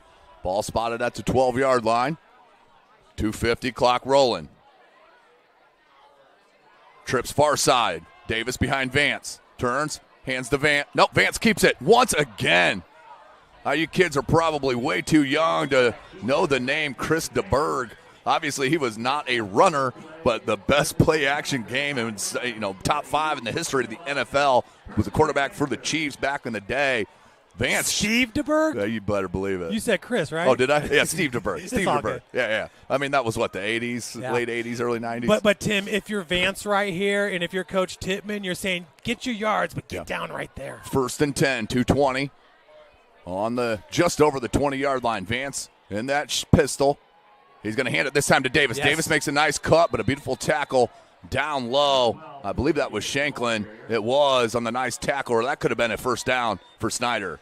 Yeah, and that's another thing with Davis. The closer that you can line him up to the line of scrimmage, Tim. Yeah. So maybe instead of being 6 yards off, if you can get him 4 yards off, maybe even you bring your quarterback under center so that Davis can get to that line of scrimmage as fast as possible.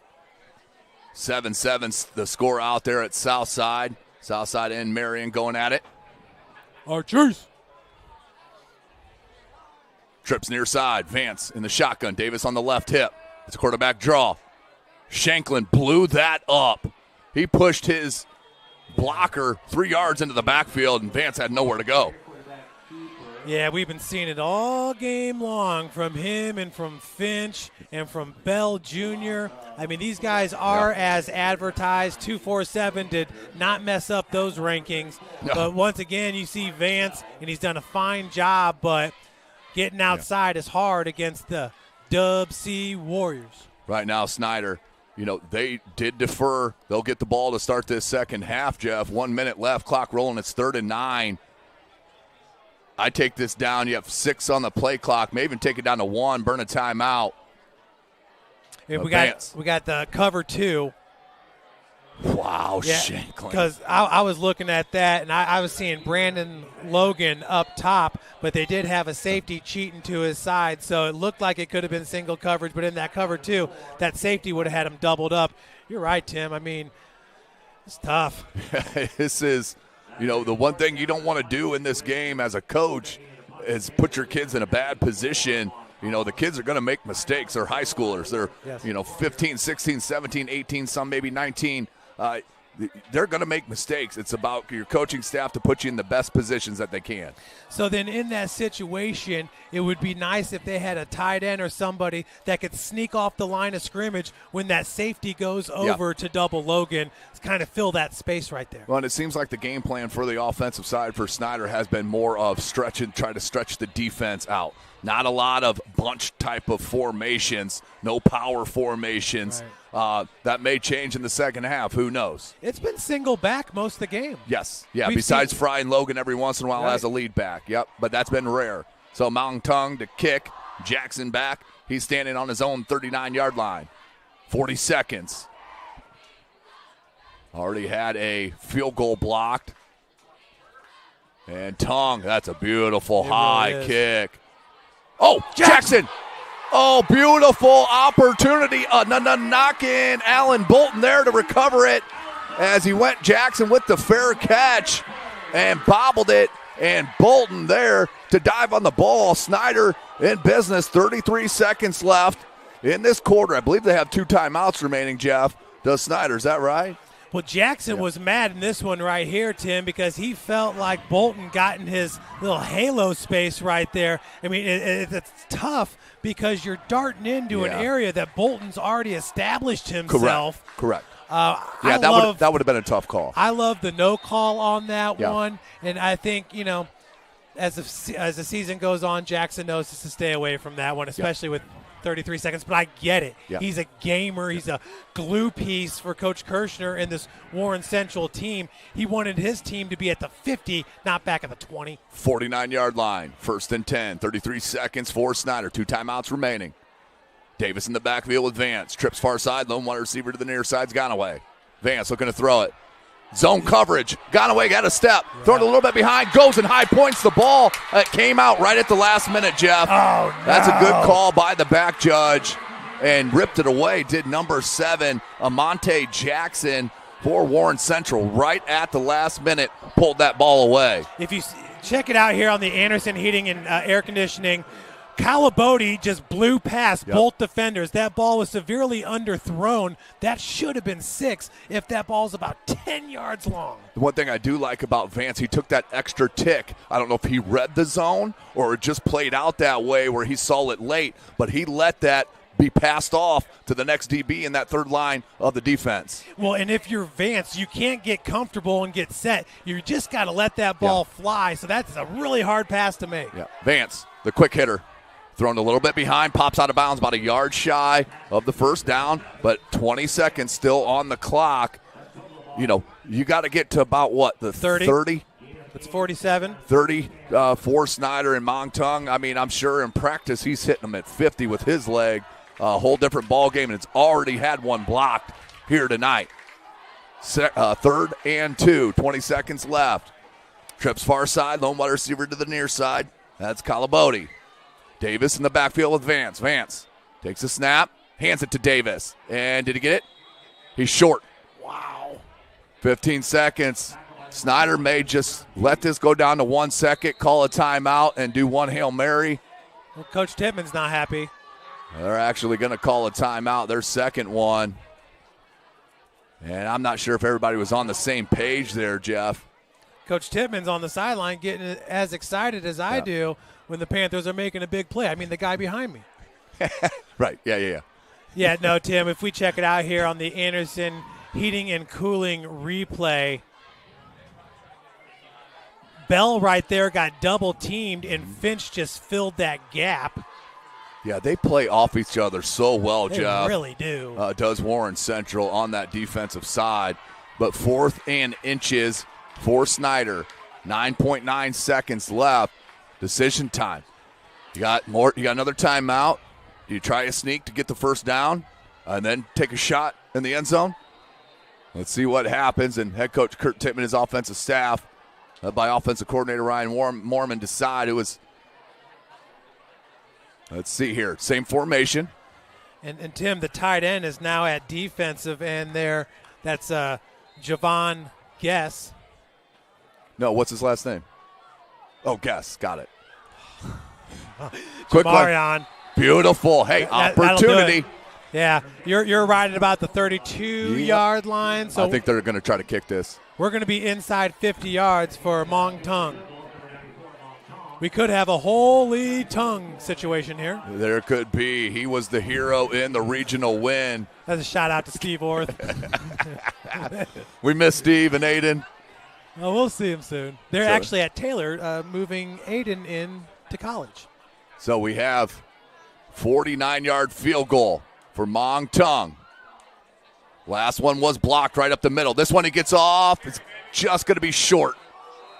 That would have been good from 47, that 2 extra yards. And that one is shy. And halftime we go, and we go scoreless, Jeff. How about this first half? Nip and tuck from both offenses and defensives. Yes, we do. And let's go ahead now and go to a quick break. We'll come right back in about 7 minutes. And we'll talk about that first half. This is SummitCitySports.com. In soccer since I was 5 years old. Started with Upward and then started with the Leo middle school teams and then started playing high school and decided that soccer was my sport. I further wanted to play travel and I decided to play with Sport Club. College soccer has been a dream for me since freshman and sophomore year of high school. I went to the Manchester University ID camp and I really liked it. Their team is very young. They have a lot to look forward to. You're big on family, and that's what I really like. The last couple months have been very critical, battling through both my surgery and my other injury. I've worked with Mike at Parkview Athletic Rehab to strengthen my knee. The EDGE program makes me better as a soccer player because soccer comes with strength and with the agility, change of direction. I've become a faster runner. Tiffany has helped me become a better person in general. She's helped me throughout my injuries, and she's one of my #1 supporters. PSM has been very beneficial with making sure I'm still healthy and becoming more healthy, and that made me drive to be better at soccer. I'm very happy from where I came.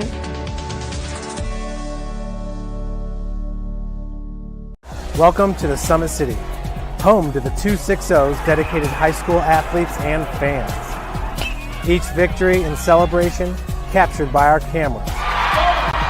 Treasure the highlights from the Summit Athletic Conference this season, or complete games live or on demand. After all, nobody's more proud to call Fort Wayne home than SummitCitySports.com. I'm Emerson Weaver from Leo High School and Empowered Volleyball Academy. I first picked up a volleyball, I was probably like 8. I started playing club because my best friend did it, especially going into my late middle school years. I started training hard, and now I'm playing high school and I love it, and I'm playing beach and I love it, and it's amazing because I get the best of both worlds. For the past 2 years, I really focused on beach, and that's really where I kind of want to go with my future. At Empowered, we've done specific sports performance training with PSM, and it's really just helped us grow as athletes. I notice it, I'm jumping higher, I'm running faster. It's just really helped me overall. It's insane how much of a better athlete I've become, being able to lift and do all those different movements, and I can really just notice it as a club. It's truly helping us all the way around as volleyball players. It's just been super beneficial. The athletes has always been here, and they're getting better. I'm watching, Summit City Sports, man, they're doing an awesome job. And, that's a plug. Them dudes are doing an outstanding job. And I'm able to be in Nashville and watch games on YouTube that they're broadcasting, and I'm seeing the talent. And it is just truly outstanding. And, you guys have seen the talent that's in the NFL now from Fort Wayne, Indiana, the talent that's coming up now, and the talent that, is just here, man. It's really cool. PSM is not just for me, it's for all athletes in the city, because I'm not the only person in the city that's playing different sports. There's people that play golf, lacrosse, every type of sport in there. I like how it's just personalized. So like your sport, over the winter and most of the summer, I think I focused on putting on weight, putting on more muscle. That'll help in all aspects of football, being able to defeat blocks, tackle, and prevent injuries more. I'm way stronger in other like mental aspects of the game, my approach at the plate, how to play different hitters and all that type of stuff that goes into the game.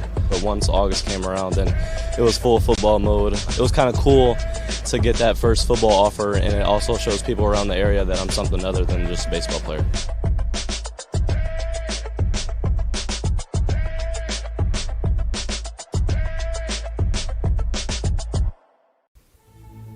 Anderson Heating and Air, locally owned and operated with over 50 years of experience. Call us today and get a free quote on a brand new furnace and AC, financed and available.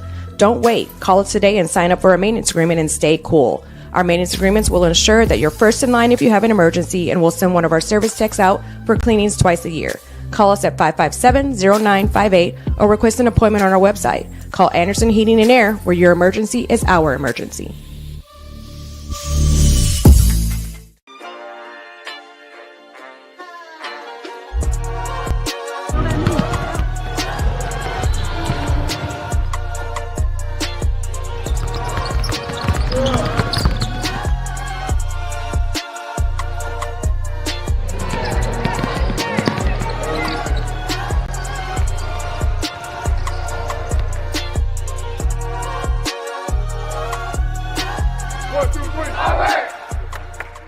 From day one, it was basically the sport for me, and I knew that. I grew up on a golf course. A lot of my family's played golf, and then there's been a lot of college golfers I played with, and I've always wanted to be like them. College golf's always been a goal, and I'm excited that I'm going to get that chance. I ended up choosing Franklin. I really like it there. Really young program. Great school as well. I just enjoyed it there and definitely excited for the 4 years. I started Edge 2 years ago, and that's where I've noticed my biggest improvements. It's coming in here, getting speed, agility, as well as rotation and everything. It all translates to the golf game. Becoming stronger, gaining some club speed, be able to hit it farther. You have to put in the work. Also, the mental game's a big thing, and Tiffany and I work on that a ton, and I think she's probably one of the biggest reasons why I am where I am. That's a lot of the behind-the-scenes stuff that you really don't think about that really translates to the golf game.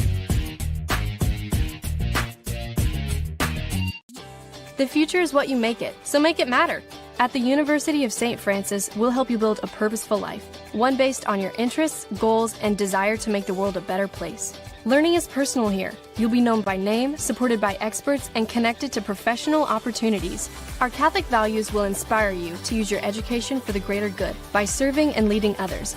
Remember, the future is what you make it. Build a life of meaning and purpose at St. Francis. You belong here. Why choose Kelly Chevrolet? We offer a wide selection of new and used inventory with a team that guides you to your perfect fit. Our certified pre-owned options ensure peace of mind with warranties and rigorous inspections. Competitive pricing, flexible financing, and convenient trade and services, making your dream Chevrolet a reality. Trust our experienced service team to keep your vehicle in top shape and enjoy free car washes as long as you own your vehicle.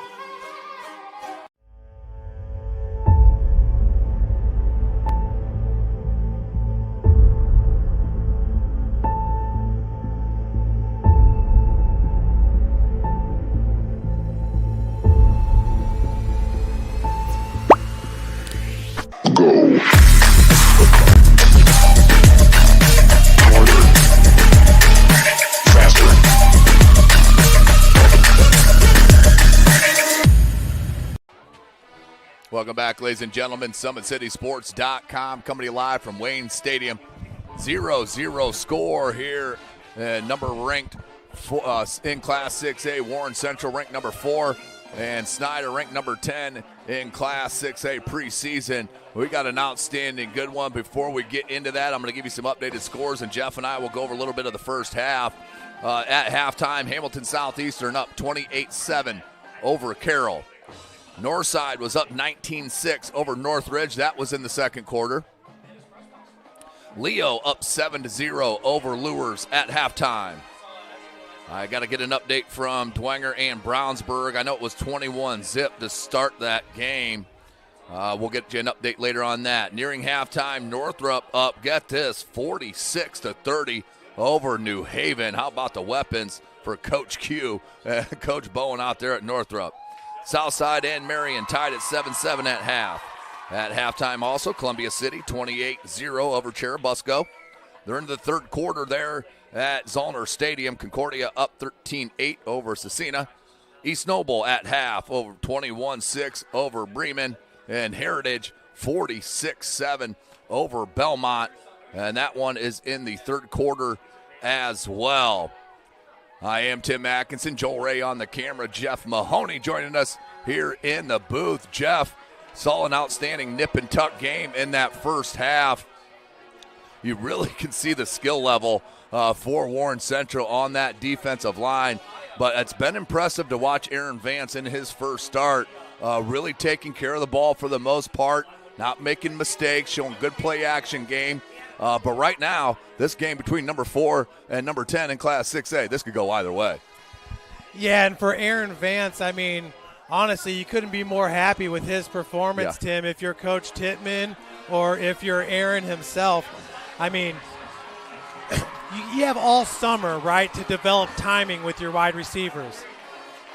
Yeah. Then you take on Warren Central, and it's a totally different meaning. Hey, get that ball out in 3 seconds is what they tell you. Right. Against Warren Central, it's like 1.5. Right. So, and you know what? There's nothing really going on with the run game. We kind of thought that would be the case with the loss of Wilson and Ethan Dotson to graduation.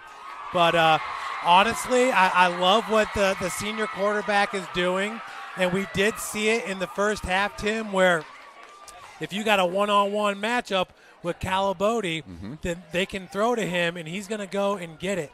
Yeah. There was the one ball that Calabodi easily could have had a touchdown, but once again, Vance really can't get himself set. Right. He's got to just sling that ball up. That one was a little underthrown.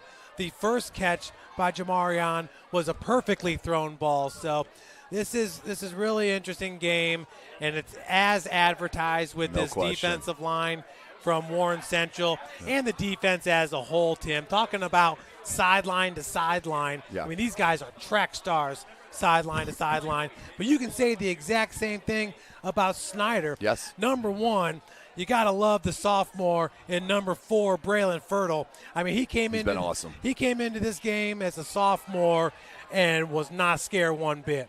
I mean, Warren Central, when they come off the bus, these boys are big, Tim. I mean, they're looking like a smaller college team with Right. some of the guys that they're bringing out. Not that Snider doesn't have big guys, but we talked about it with the offensive line.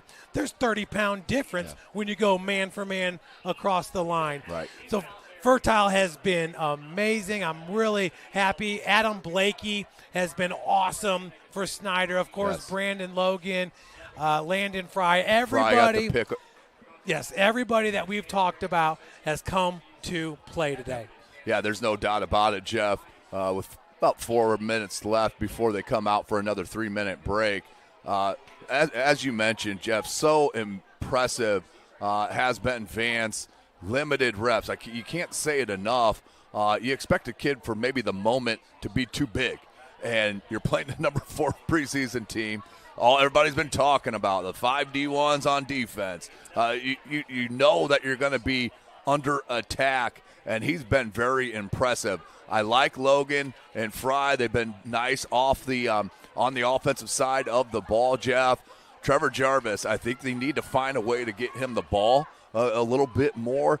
He's made some people miss when he's had the opportunity in space. But like you said, this is why the coaching staff at Snider is so good.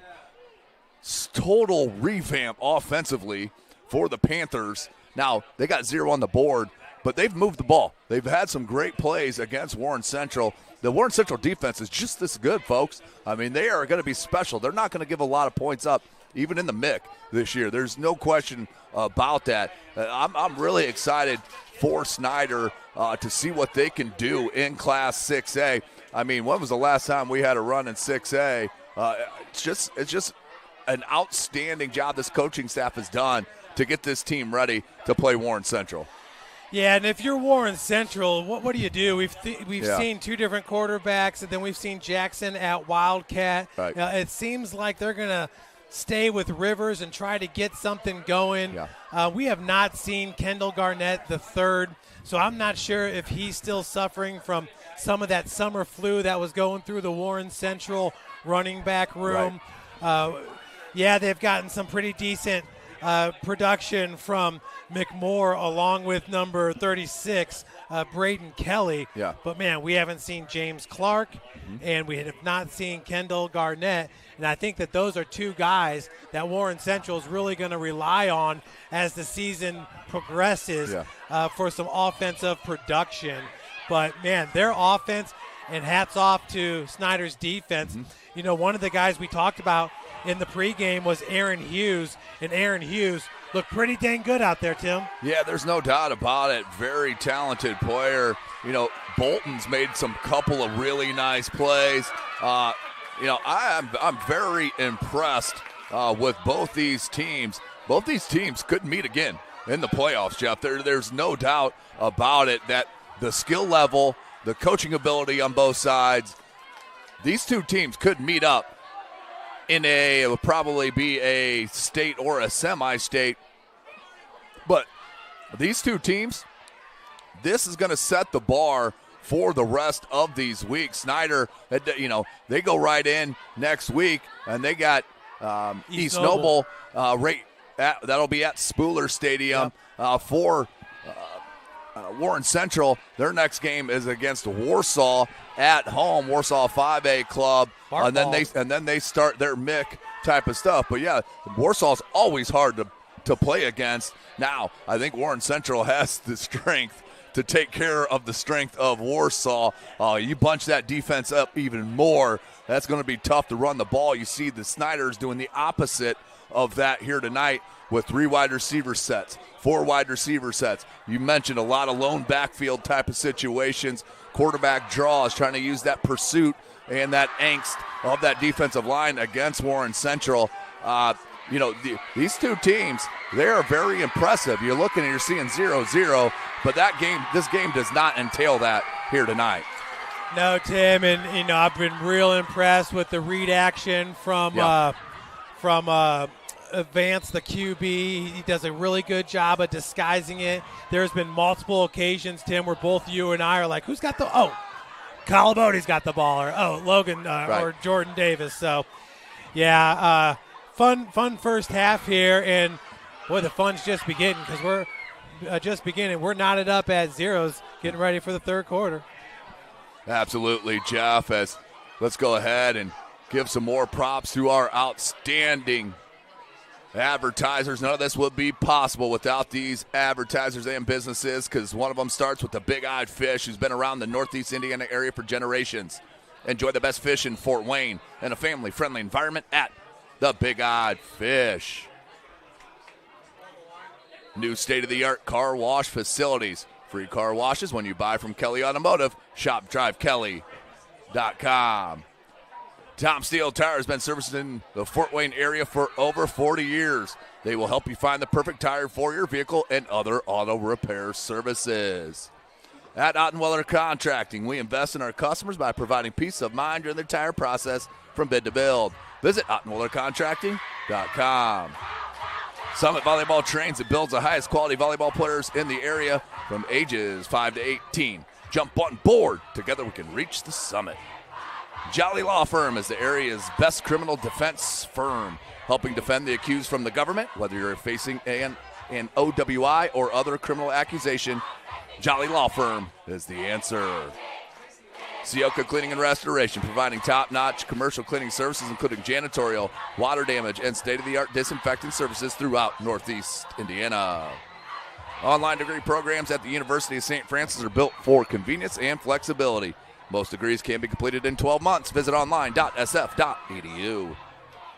Specialists in design, build, mechanical, and refrigeration. Visit tjwindustrial.com. The 12,000 Hoosier men and women with Laborers District Council and affiliated local unions that build Indiana. We are LIUNA. Earn your edge this season. PSM's Edge Training Program maximizes your athleticism through personalized performance training to reach your goals and get you to the next level. Visit parkviewsportsmedicine.com/edge to schedule your free consultation. And today's broadcast is brought to you by SummitCitySports.com. Follow us on X at 260sports. Like and follow our Facebook page, Summit City Sports. Be sure to subscribe to our YouTube channel. Hit that notification bell. You'll be notified of all our live events as they do happen. All right, it's upon us, the second half. Joel Ray on the camera. Tim Atkinson calling your play-by-play. Jeff Mahoney on the color commentary here. The A squad is back, and we're going to be together for the games of the week. Also, make sure you folks check out our coaches show that we're going to do each and every week, and then our roundtable discussion with all of our play-by-play announcers here every single week in the 2024 season. Yeah, there's going to be a lot to talk about this week, Tim. With a great performance by Northside, what they're doing at Northridge right now. How about Northrop putting it down, laying it down on New Haven after New Haven did the same thing to them the year before. And then Southside.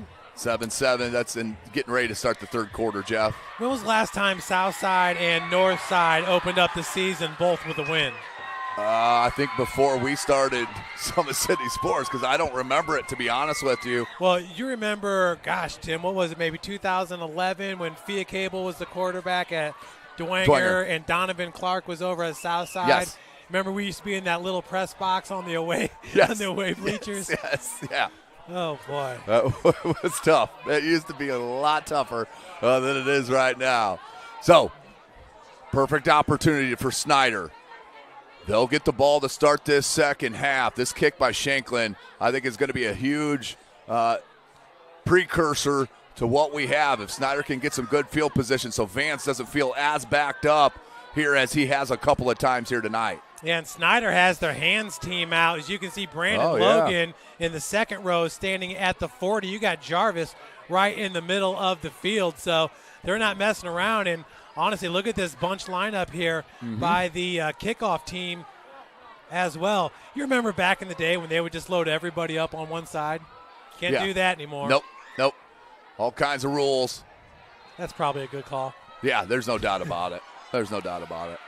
So here we go. Shanklin to kick. And he'll pooch it up high. Fielded by Bolton. Bolton, if he can break through this line, there's nobody back there. But he is, a little unsportsmanlike from for number 5. You had both officials looking at that and did not call it. That was a little forearm to the face mask as the player was down. Warren Central may have got away with that one. Yeah, we'll take another look at it, Tim, here on the Anderson Heating and Air Conditioning replay. That was Jarvis. See that forearm right there in the face? Let's look at that one more time. Jarvis is down. Yeah.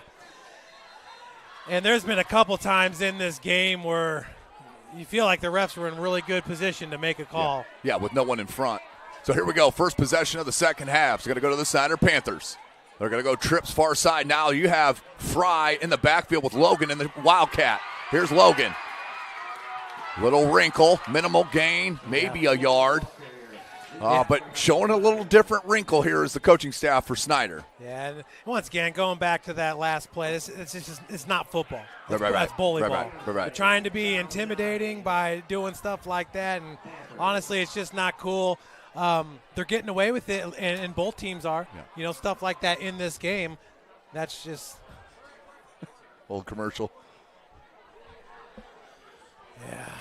So second and 9, 11:15 clock rolling. They're going to stay with Fry and Logan in the Wildcat. Look at that off the edge. That was number 13. Jordan Barlow, the senior, came off the edge and really broke that up immediately, Jeff. Yeah, I mean, it's everywhere with the Warriors. Finch, now Barlow, Shanklin. They have just got so many guys coming up and making plays. Yep. And you feel like this is the best situation for Snider to be in with Logan and Fry in the backfield, but maybe not. They're going to bring Vance back in and Davis in the backfield. And I think that's the right call. And referees are talking about something. The white hat coming to talk to the side judge. I don't know if there's blood on somebody. The side judge pointed to the leg. And not sure. The umpire standing over the ball. Still not ready as it's 3rd and a long 9, Jeff. And going back to my previous comment, Tim, we did all that stuff when we played football, especially for sure. When I got to college, stuff like that went on. It's just there wasn't 20 cameras on the field back in the day. Because we did all that stuff. No question about it. No question. Not me. No, not you, but Jeff. Guys on the field. The guy behind you. Yes. Yeah. 3rd and a long 9. Vance in the pistol. Look for the quick hitter. And threw it to the wrong guy that time. Had number 15, Jarvis, there in the flat on the out. But if he gave it another tick, Aaron Ganaway was all alone on the sideline. But that will bring up 4th down, so missed opportunity to open this third quarter for the Snider Panthers. They're going to punt it back to Warren Central. You just don't have the luxury. Right. To really set that up. Jackson stands on his own 35-yard line. Mong Tung to kick. 10.5 left. Nice high kick. Jackson, fair catch, and that one will be grabbed. They're going to get a unsportsmanlike as Jackson caught the ball he was bumped into. That was some of the least amount of contact that you're ever going to see be called a penalty, folks. Yeah, we've had tough. some head-scratching moments, Tim, to say the least. Jackson. I mean, you see that all the time, Jeff. Well, and not to mention the fact that, once again, you see him get blocked in the back right there. So his momentum is being forced forward. Yeah. But, yeah. Wow. Whatever. Especially after all the extracurricular that we've seen saying? that has not been called on both sides, not just on Warren Central, on both sides. And now for that to be called, that's a 15-yard penalty, Jeff. Yeah. That's going to put them near the 50. They're going to mark it at the 48. And Coach Tittman's talking with the white hat there. He's saying the exact same thing. That he's pushed into it. Yep. So, unfortunately, we don't have a replay camera on the field, but I don't even know if that would matter. Whew. That's a tough break. That's hard to swallow. For Snider, but let's see if Warren Central can take advantage. 10:23 left to go in this third quarter. In a game like this where the offenses have been struggling a bit, you spot somebody 15 yards. Here's Dennison back at quarterback for the Warriors. Wow, that's McMorrow. No, check that's it. That's James Clark. And Clark's going to move the chains. Nope, going to be just shy of the first down marker. We're going to mark it at the 42-yard line, just shy of that 42. We'll bring up second and short, 10 minutes. And I was thinking that they'd go back to Dennison, but I'm surprised that's the first we've seen of James Clark, the senior, 5'9", 180, last year had 559 yards rushing, averaging 4.7 yards per with 4 tutties. He stays in, 3 wide receivers set. Dennison in the shotgun. He's going to roll out near side. He's got to square his body. The flip out. Oh, that's a dangerous pass and a beautiful snag from James Clark. But how about Dennison? For a sophomore, he's got an extremely strong arm, Jeff. Yeah, I mean, from what I've seen from him in there, he did have the one interception, but Dennison, or was that Rivers? Dennison right here threading the needle. You're in between 4 defenders right there. Wow. You want that? I got an extra. 1st and 10. 9.5, just under, clock rolling.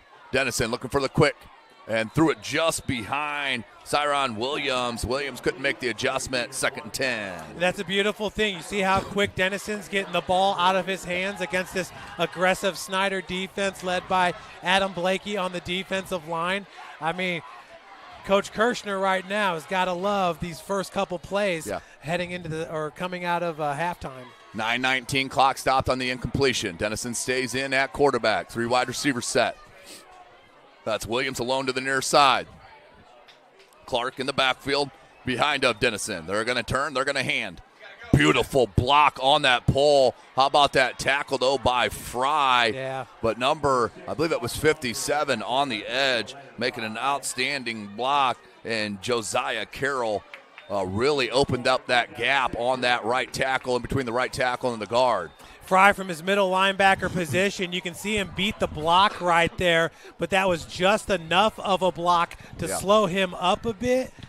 And that's where the extra yardage came from, because an ankle tackle, not the same as wrapping up and driving through. 3rd and 6, a long 6, under 9 minutes. Dennison, here's a blitz coming from Logan on the edge. That left man-to-man coverage, but overthrew it and had time.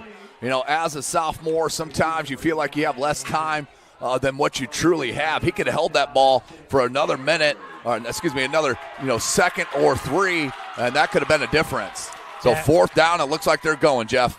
Yeah, Calabote was all over that. But, man, look at the rangy wide receiver right there. 4th and 6. That's Corley. Dennison trying to pick up this first down on 4th down. Just high. And there he is, Jeff. Yeah. Corley went up and just high pointed that ball. Tremendous catch by Chaz Corley. And that will move the chains on 4th down. Huge play from the Warriors. Yep, that was a huge play. And Chaz Corley's the real deal there at 6'3", 180 pounds. Look at him go up and get it. I mean, you could highball Chaz Corley or Javon Guess, who goes 6'6". Update up at Northridge at halftime as Northside up 19-12 over Northridge.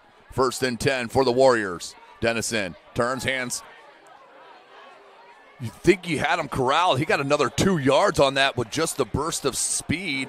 I believe that was Clark again. Yeah, it was. Yeah, great job there on that counter, Tim. Cut it hard to the outside, stuck his foot in the dirt, and changed direction. And like you said, was able to pick up about 3 or 4 extra yards, as we'll see Clark right there, hard inside. Yep. And a nice job. Do want to take a second, give a shout out to the Snider crowd. They have packed this near sideline. Outstanding student section, and it is wall-to-wall people here at Wayne Stadium. 2nd and 7, and we got a flag. Kind of got a festival feel to it out here because they got the shaved ice machine trucks over there and all that and stuff. It's luau night for the student section wearing their leis. I'll be right back. You want a wild cherry or? I'm always rolling with the suicide, Jeff. Yeah, me too, man. Give me every flavor they got poured in one cup. We had snow cones, I think it was last week, and I'm the only one that made a suicide. Oh, that's just You don't remember that from the Little League days? You know what that's called is rookies. That's what that's called. But a 5-yard penalty, illegal motion a false start on Warren Central. So that'll back them up 5. It'll be 2nd and 12, 7:42 left, ball at the 25. Dennison stays in the shotgun. They're going to stack trips near side. Lone wide receiver to the far side. I believe that's Corley. And the quick one here near side. Great block, but how about the play by Brandon Logan? The explosiveness. If he gets by Logan, that's a first down and maybe then some. Tremendous vision and burst of speed from Logan. Yeah, and Ethan Pierre-Lewis as well. Both of these guys did a great job. You see the bunch set on the bottom of your screen. This is a wide receiver screen to guess. And, yeah, Brandon Logan has been as advertised today. I'm sure Tom Loy with 247 Sports is watching. Move him up, He's Tom. moving him up. Time to move him up. Right now, I believe he's at 14, the safety commit at Notre Dame, the dual sport athlete, will also play baseball. Here comes the blitz. That set up the perfect play. You could hear the fumble came out, but they're saying he's down. Yeah, rolled over. Yep, just shy of the first down marker. But as soon as you saw the blitz, you could hear the coaching staff up here for Warren Central say, yes, that's exactly what they wanted. The blitz came from the same side. They were looking to throw that ball.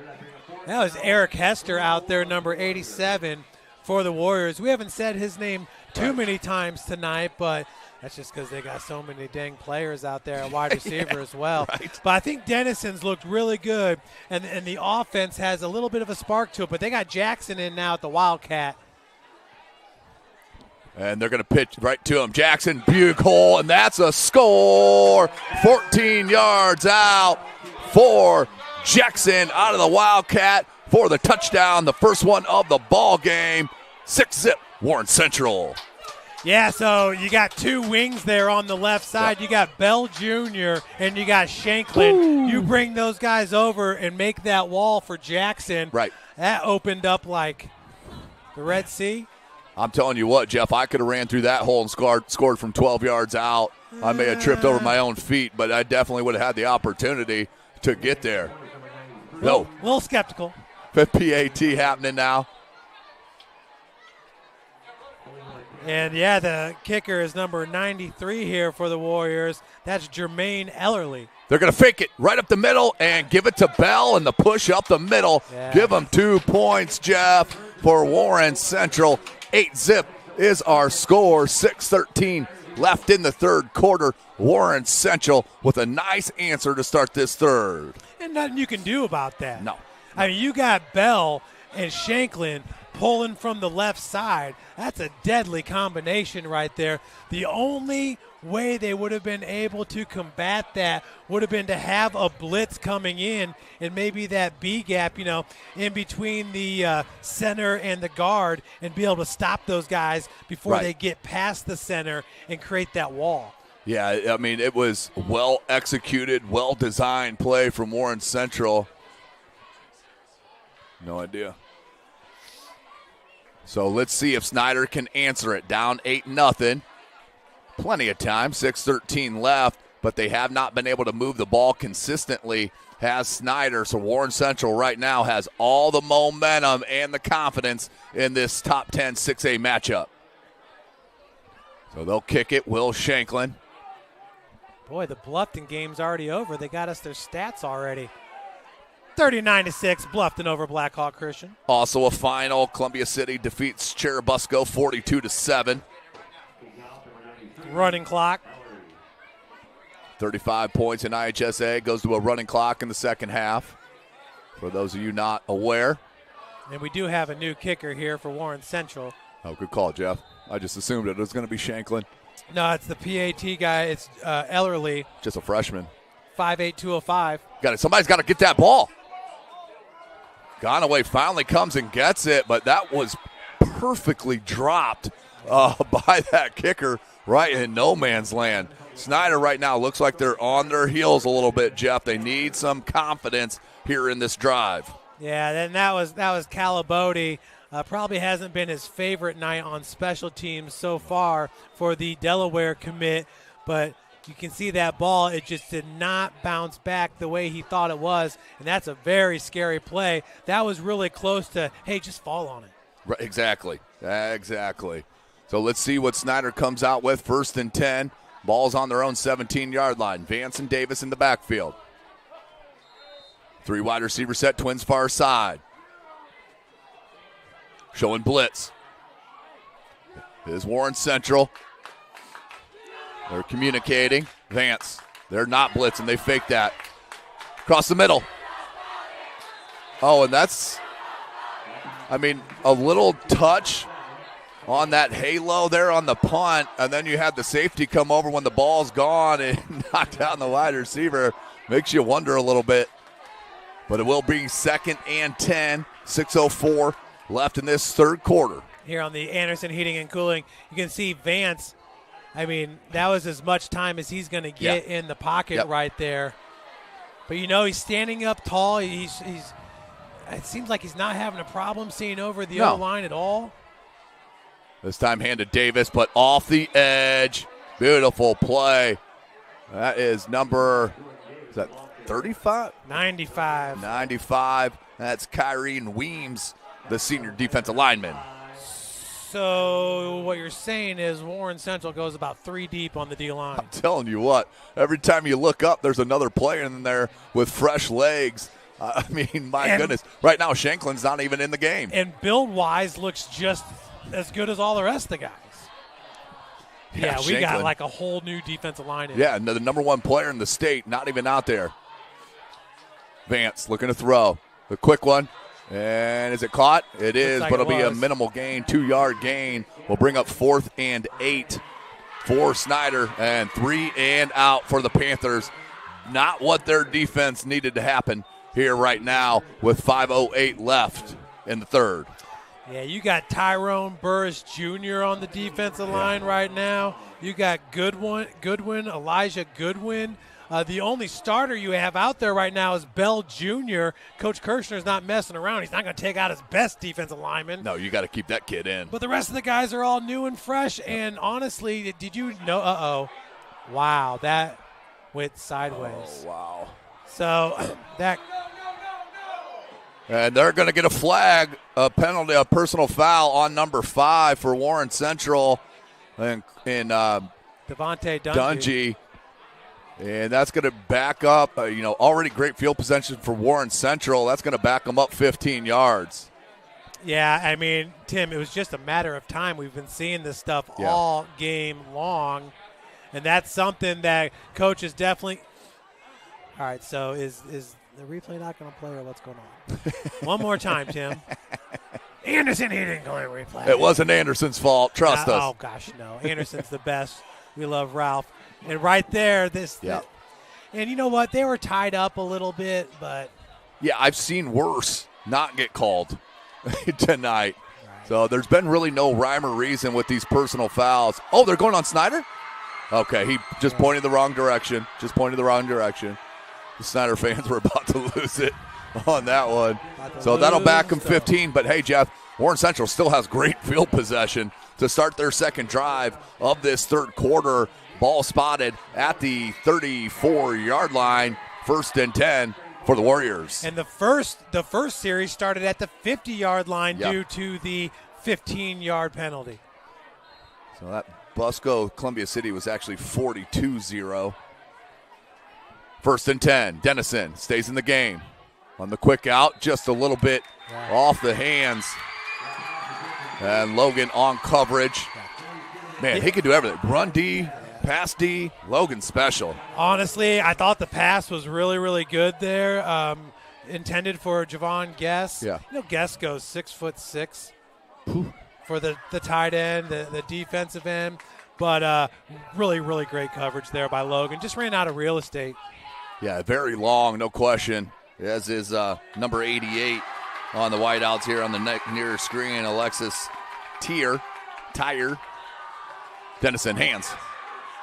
Sutter step. Oh, he made Landon Fry miss. Yeah. Tried to cut it through and tackled inside the 20. How about that cut right there? That was outstanding run by number 6, and James Clark having a great game. James Clark straight up looking like Barry Sanders right there, Tim. Yeah. Me and you, we both talk about the jump cut a lot on the 2 feet right there. Huge. There he lost his balance just a little bit, but you can see he can go to 0 to 60 real quick.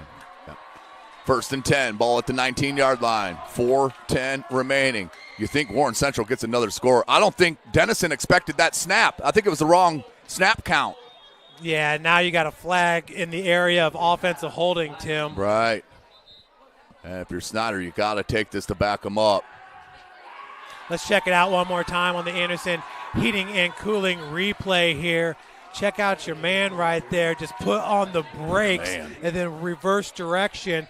And you mentioned that a few times already today, Tim. Against these aggressive defense, you really just got to go right at them or that counter. There's no question about it. Use that aggressiveness and that pursuit against the defense on some hard or some slower hitters like we've seen. Now Warren Central backs up.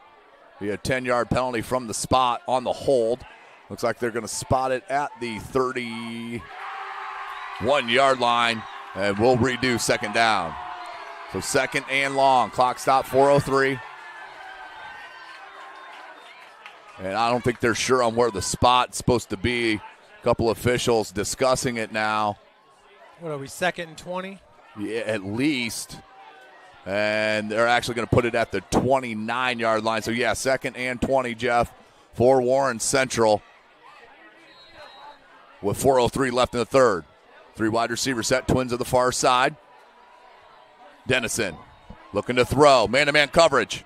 Has nowhere. Can he get to him? Fertile got to him. How about that heads-up play by Dennison to get rid of it? But Braylon Fertile, kids, get to know the name. The sophomore linebacker is going to be an absolute stud, already showing you glimpses of what he can do. Yeah, and Dennison over here looking like Pat Mahomes. Did you see Pat Mahomes behind the back? Holy smokes, but this one right here just trying to make something happen. Little loft. Yeah, a little slow pitch, softball pitch. And it looked really good, just incomplete. 3:56, 2nd and 21, as that was 1st down last time on the redo. Oh, pick! Landon Fry, his 2nd pick. This is where Snider, fumble. And Warren Central, I think it's going out of bounds. It did not. Yeah, it either went out of bounds or Snider ended up recovering it. But Landon Fry, Jeff Mahoney, his 2nd interception of this ball game. We talked about him coming in, and Coach Tippmann talked about it in our interview. He does everything for the Snider Panthers. Well, and Tim, Landon Fry is a high-level baseball player. Yep, committed to IU. When you see guys like him and Brandon Logan out on the field ball hawking, it's like an outfielder tracking down a ball. You know, both of these guys do a great job of reading the quarterback, reading the body language, feeling out the space, and grabbing those INTs. Landon Fry now with 2. I'm gonna assume he's your area leader in the 260. I would assume that. You never know what happened over there, though, in New Haven and Northrop with all that scoring. I'm sure there's some interceptions that happened out there. But trips near side. Jarvis in motion. We'll watch him come back this other way for an option. Instead, they give it to Davis right up the middle. He's going to gain about 5 yards, make it 6. Warren Central's got to keep their cool right now. There's a lot of stuff happening after the whistle. You don't want to ruin this progress that you got in this 3rd quarter, going up 8-0 with some momentum. Just losing your cool. They're way too good of players to lose their cool. I'm sure head coach Kirshner over there is going to be talking to them. Yeah, and a great job of Davis getting upfield right there. Once again, about 6 yards off the line of scrimmage. Same play this time.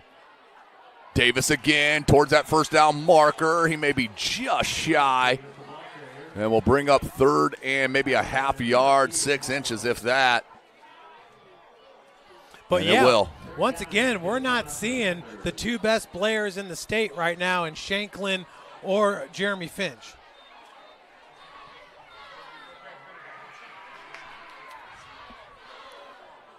.244, trying to go off the score bot here.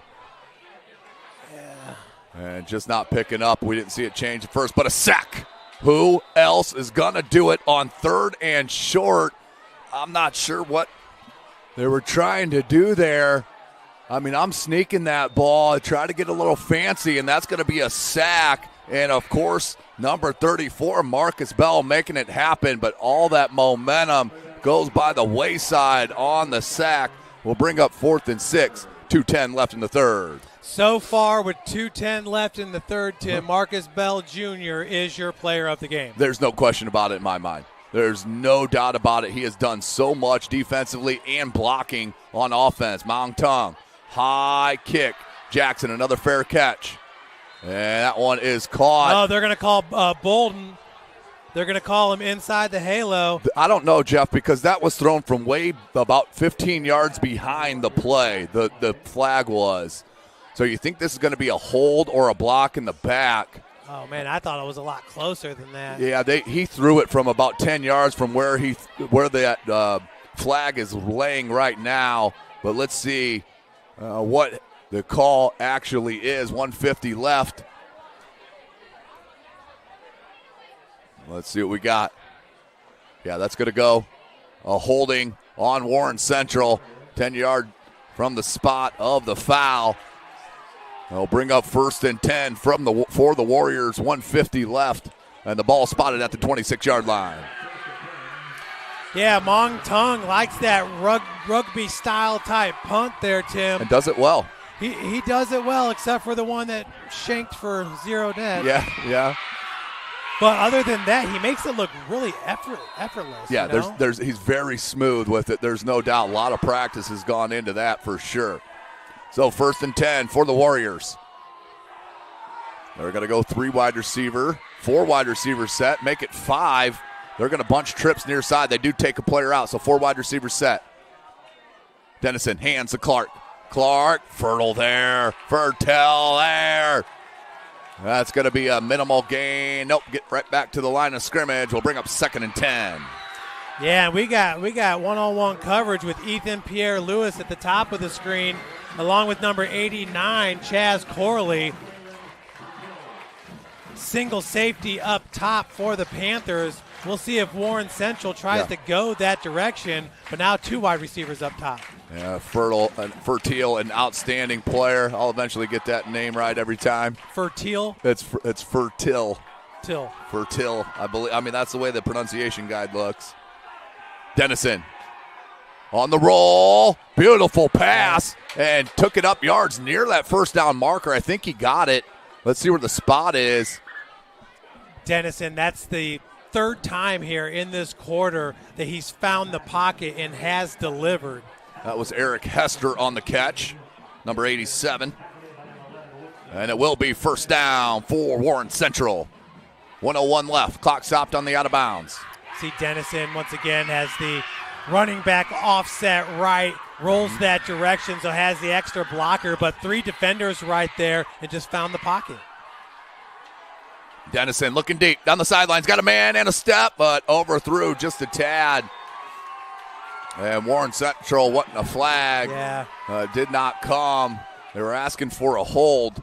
Now I feel like that's one place that we have been consistent all game long. Is they're letting the wide receivers and the DBs battle. Yeah, they're letting them hand fight a little bit downfield. There's no doubt about that.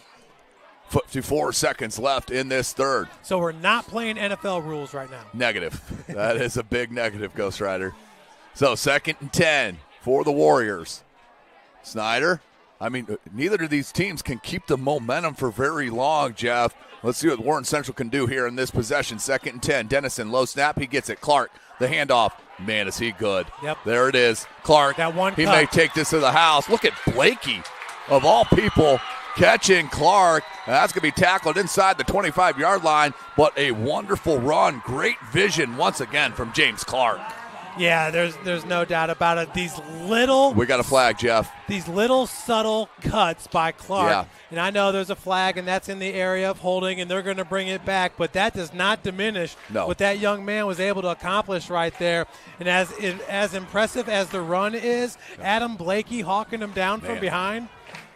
I mean, you got to have the speed, number one, to catch up, but you got to have the effort to keep your motor running and get down the field as a defensive lineman. I mean, Adam Blakey is that kind of hybrid player. Yeah. Now, you're probably not going to see him at the third level, but what he's able to do there in the flats, in that space, boy, he's laying down some serious tape today, Tim, and I think more and more offers are going to be coming to number 47, the senior, Adam Blakey. So 10-yard penalty from the spot. They'll mark it at the 30-yard line. It'll be 2nd and about 17. 2nd and 16, actually. Clock rolling, 37 seconds. Dennison has been in quarterback this whole third quarter. Great pocket by the Warren Central line. They're going to get another hold call. Wonderful catch, and Dennison on the move. This kid's got some really high potential, Jeff, does Dennison, but this is going to come back with another hold. The umpire threw that before the pass even was thrown. And that was Tyre Alexis, a senior, 6'1", 175. I mean, Warren Central is really emptying their bench right now.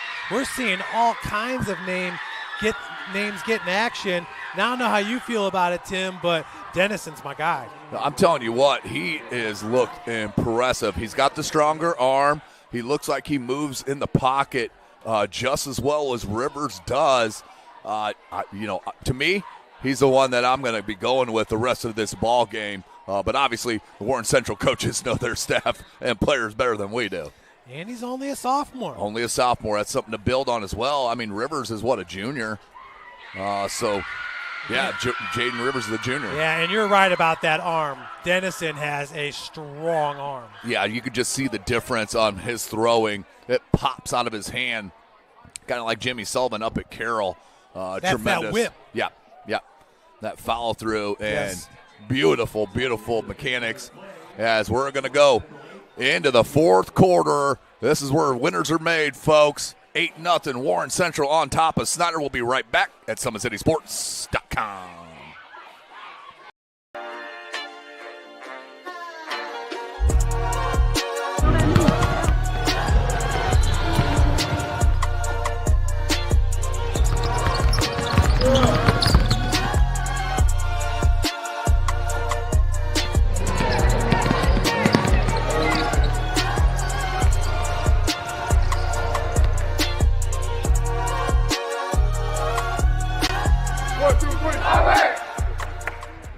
Why choose Kelly Chevrolet? We offer a wide selection of new and used inventory with a team that guides you to your perfect fit. Our certified pre-owned options ensure peace of mind with warranties and rigorous inspections. Competitive pricing, flexible financing, and convenient trade and services, making your dream Chevrolet a reality. Trust our experienced service team to keep your vehicle in top shape and enjoy free car washes as long as you own your vehicle. Welcome back, ladies and gentlemen. Update from Southside. Southside and Marion tied at 14 apiece in the third quarter. Concordia just gave up a score to Cecina. Cecina now pulls within 6. It's 20-14 in the fourth quarter. This might be, is Concordia going to victory formation? You can see this game on SummitCitySports.com as well. I think they're downing it here because the quarterback just took a snap. As that goes across the middle, caught. Breaks a tackle, breaks another one on the spin. He's on the move. Eric Hester, looking like David Hester. He's going to take this to the house from 80 yards out for the score. Warren Central rolling. Hester takes it to the house. Yeah, Tim, and a huge shout out there to Chaz Corley with the blocking downfield. Folks, that is – college coaches are going to love that almost even more than the touchdown receptions. Right. Chaz Corley is keeping his block downfield on Calabodi and was able to spring that for the touchdown. Yeah, that was impressive. The block and then the run from Hester after the catch, making 2 miss, and then showed you the speed to split the defense. Now Warren Central in absolute control, up 14-0. Yeah. And in for the PAT. They faked the last one and gave it to Bell up the middle, who had no problem getting in from that 3 yards out. And yeah, Tim, this is with the second team defensive line on the field minus Marcus Bell Jr. Yep. 11:45 left in this ball game. Wow. High snap, good hold. How about that grab by number 10, Keith Jackson? And gets it down, and the PAT is good. They take a 15-0 lead, Jeff. Yeah. Does Warren Central. Yeah, and look at New Haven coming back on Northrop. What's the score? There you go. Just a missed tackle there. Nice spin move out of it. Man, that was impressive. 46-30, Northrop heading to the fourth. Man, and then the speed, Jeff, to break that. Yeah.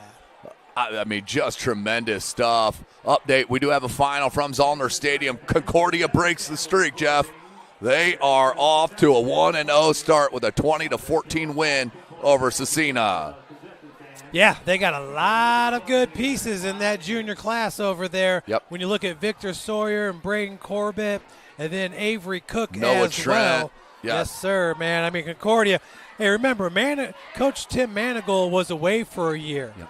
He had to come back. He lost 2 of his best players in his first year, returning to the squad. It's just going to take some time, but Coach will get it done. There's no doubt about it. Tim Manigault's got a great mind in the game of football. He's also their athletic director. That's why he stepped away, was to try to focus a little bit more on being an athletic director. I think it's just too ingrained in his blood, Jeff. Yeah. Tim Manigault's always been an outstanding representation of Concordia High School.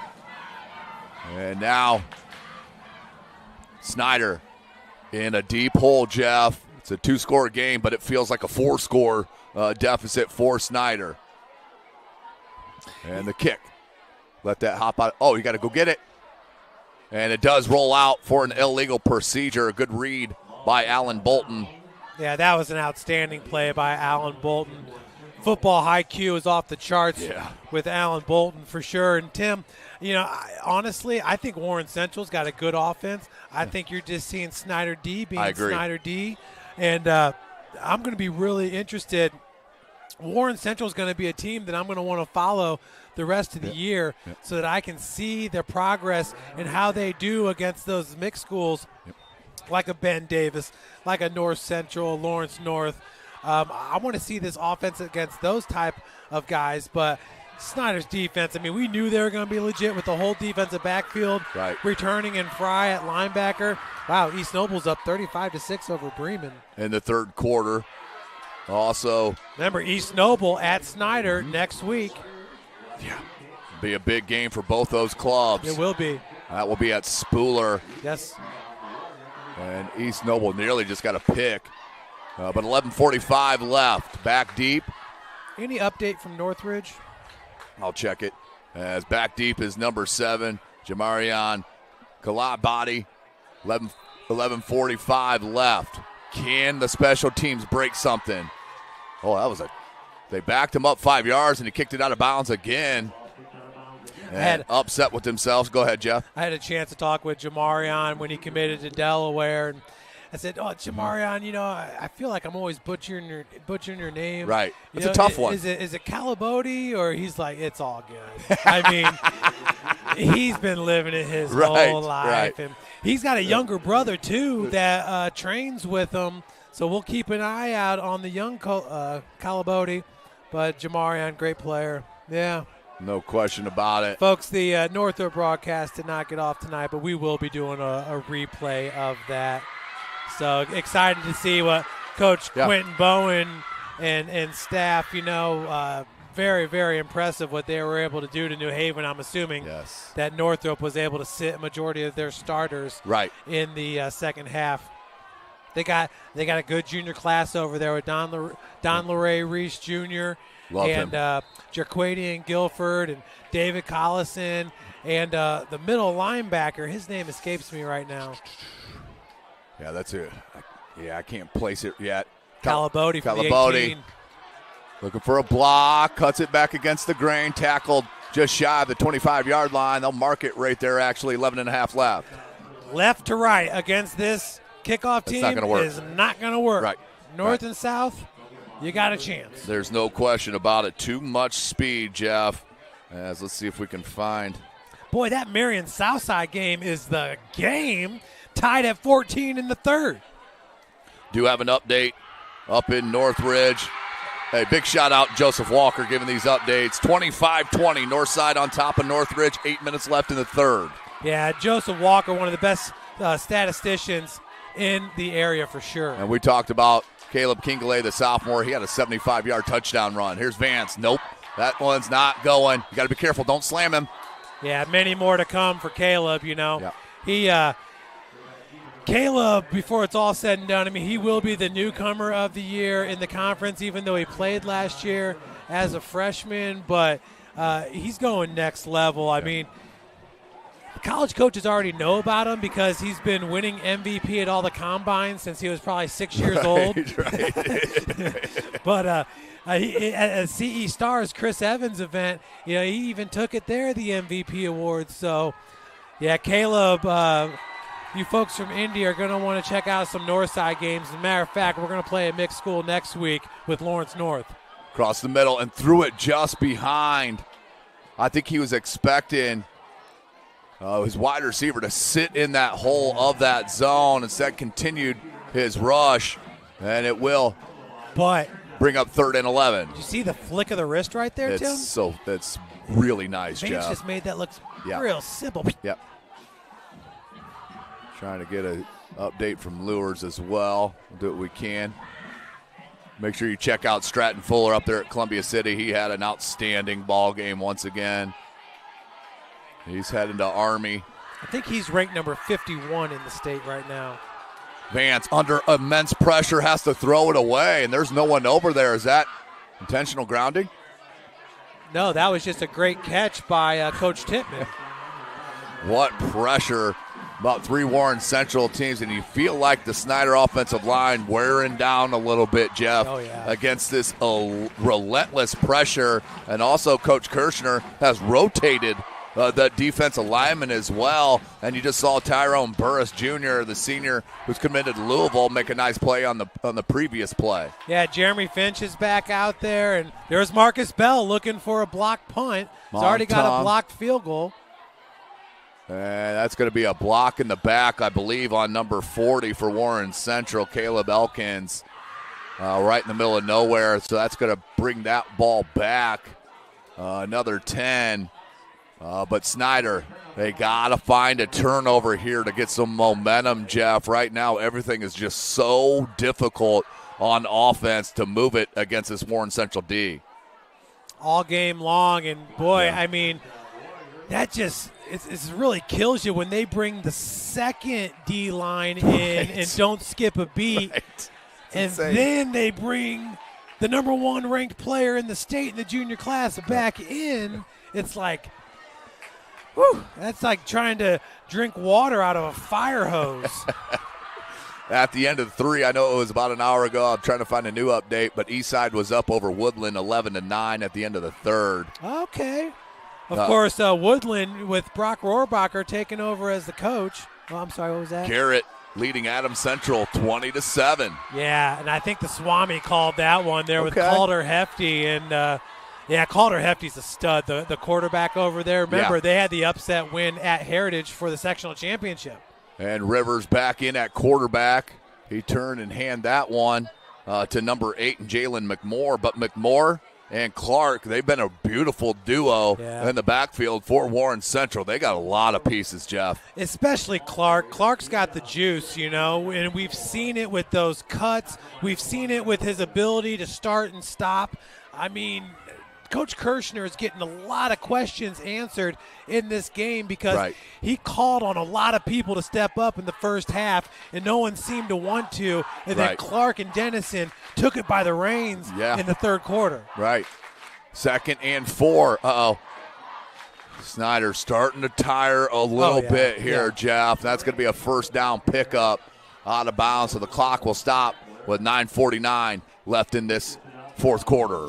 Right, and with Snider, if there's one thing, I mean, we're talking about all these guys going both ways, right? We haven't seen it from Blakey. We've seen it from Fry a little bit, mostly with Calabote and with Brandon. But this kind of goes to show you in the depth compartment, Warren Central's got a little bit of a leg up, and they should. They're a true 6A school enrollment-wise. Snider is 6A via the success factor. Correct. Yeah, they're a 5A school on the northeast side of Fort Wayne. They turn. They're going to hand. Can he get to the edge? McMoore, and tackled by Fertil. And out of bounds. Check it. It was Logan on the tackle. 9:35. They're going to keep the clock rolling, saying he was tackled in bounds. Do have an update. Finally, I got one for the Homestead. Carmel up 27-3 over Homestead in the fourth quarter. An update from Lures. Leo up 20-17 with 1:40 left in the fourth quarter. Unfortunately, you got to pay to see that game. We're not there. Whoa.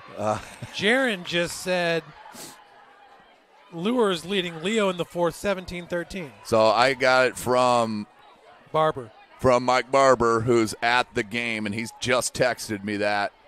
That may have been an old one. Blakey, great tackle from behind. Yeah. Man, these watch, folks. The Warren Central is a upper echelon team in this state of Indiana. Snider is going to run through some folks this year. There is no doubt in my mind. Leo now up 20-17. Yeah, and great assist there by Brandon Logan. Once again, in the right place at the right time, as we've seen throughout his career. Looks like Logan now the single safety back for the Panthers. But remember, a lot of this game he has spent at the linebacker position. Right, correct. Yeah, they brought him up quite a bit as Rivers is going to keep the quarterback keeper. Went right through an arm tackle. He's not going to get past Logan, but he'd already picked up the first down on a fourth down pickup. Well, man, they come at you. And that looks so routine there. That was Jaden Rivers. But to make that open field tackle like that, Tim, is not easy. No. And Logan did a great job with it, as he has throughout his career. But that is not an easy play to make. He just makes it look routine. Yeah, there's no doubt about it. I mean, he's just so smooth with it. Update from Southside. Marion takes the lead, Jeff, 20-14 in the fourth quarter. Ooh.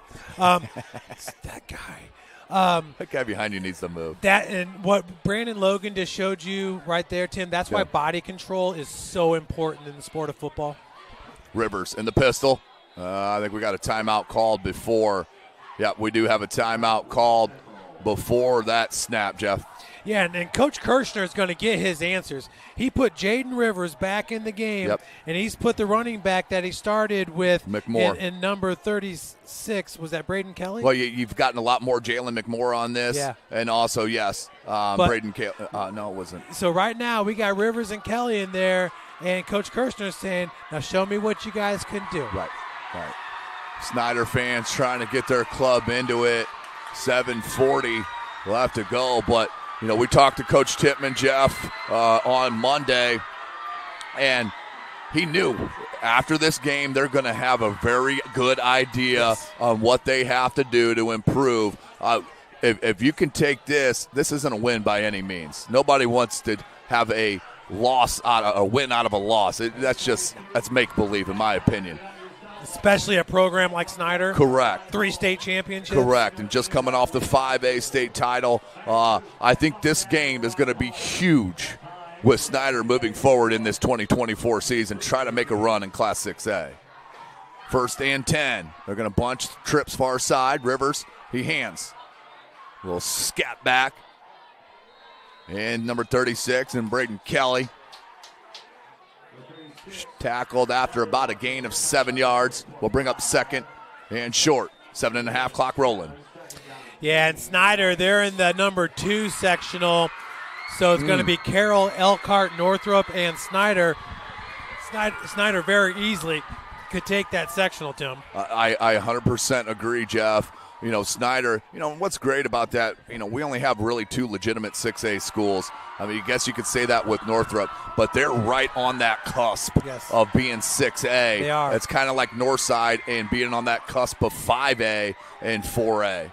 And beautiful play defensively by number 21, Oziel Jordan. The juniors made a couple of plays here tonight as well. Like I said, Snider's going to have a lot to build on for some of the film that they see. Lots of mistakes as well, but there's a lot of good stuff to build on. Yeah, really impressed with what we've seen from Jordan and, of course, from the sophomore Fertil. Yeah, these guys are only getting better, and they can still make a run for the SAC. I mean, Homestead's not impressing anybody right now. And Carroll. They're getting drubbed by Hamilton Southeastern right now. 3rd down. Quarterback draw. What a block. And upended, but that's going to be a 1st down. Good tackle by Ethan Pierre-Louis. But a tremendous block by the shorter back in Braden Kelly. That's one thing that we both talked about, Jeff, is the non-offensive lineman blocking, the skill guys making outstanding blocks for Warren Central. That's been a difference in a lot of these plays. Yeah, no doubt, Tim.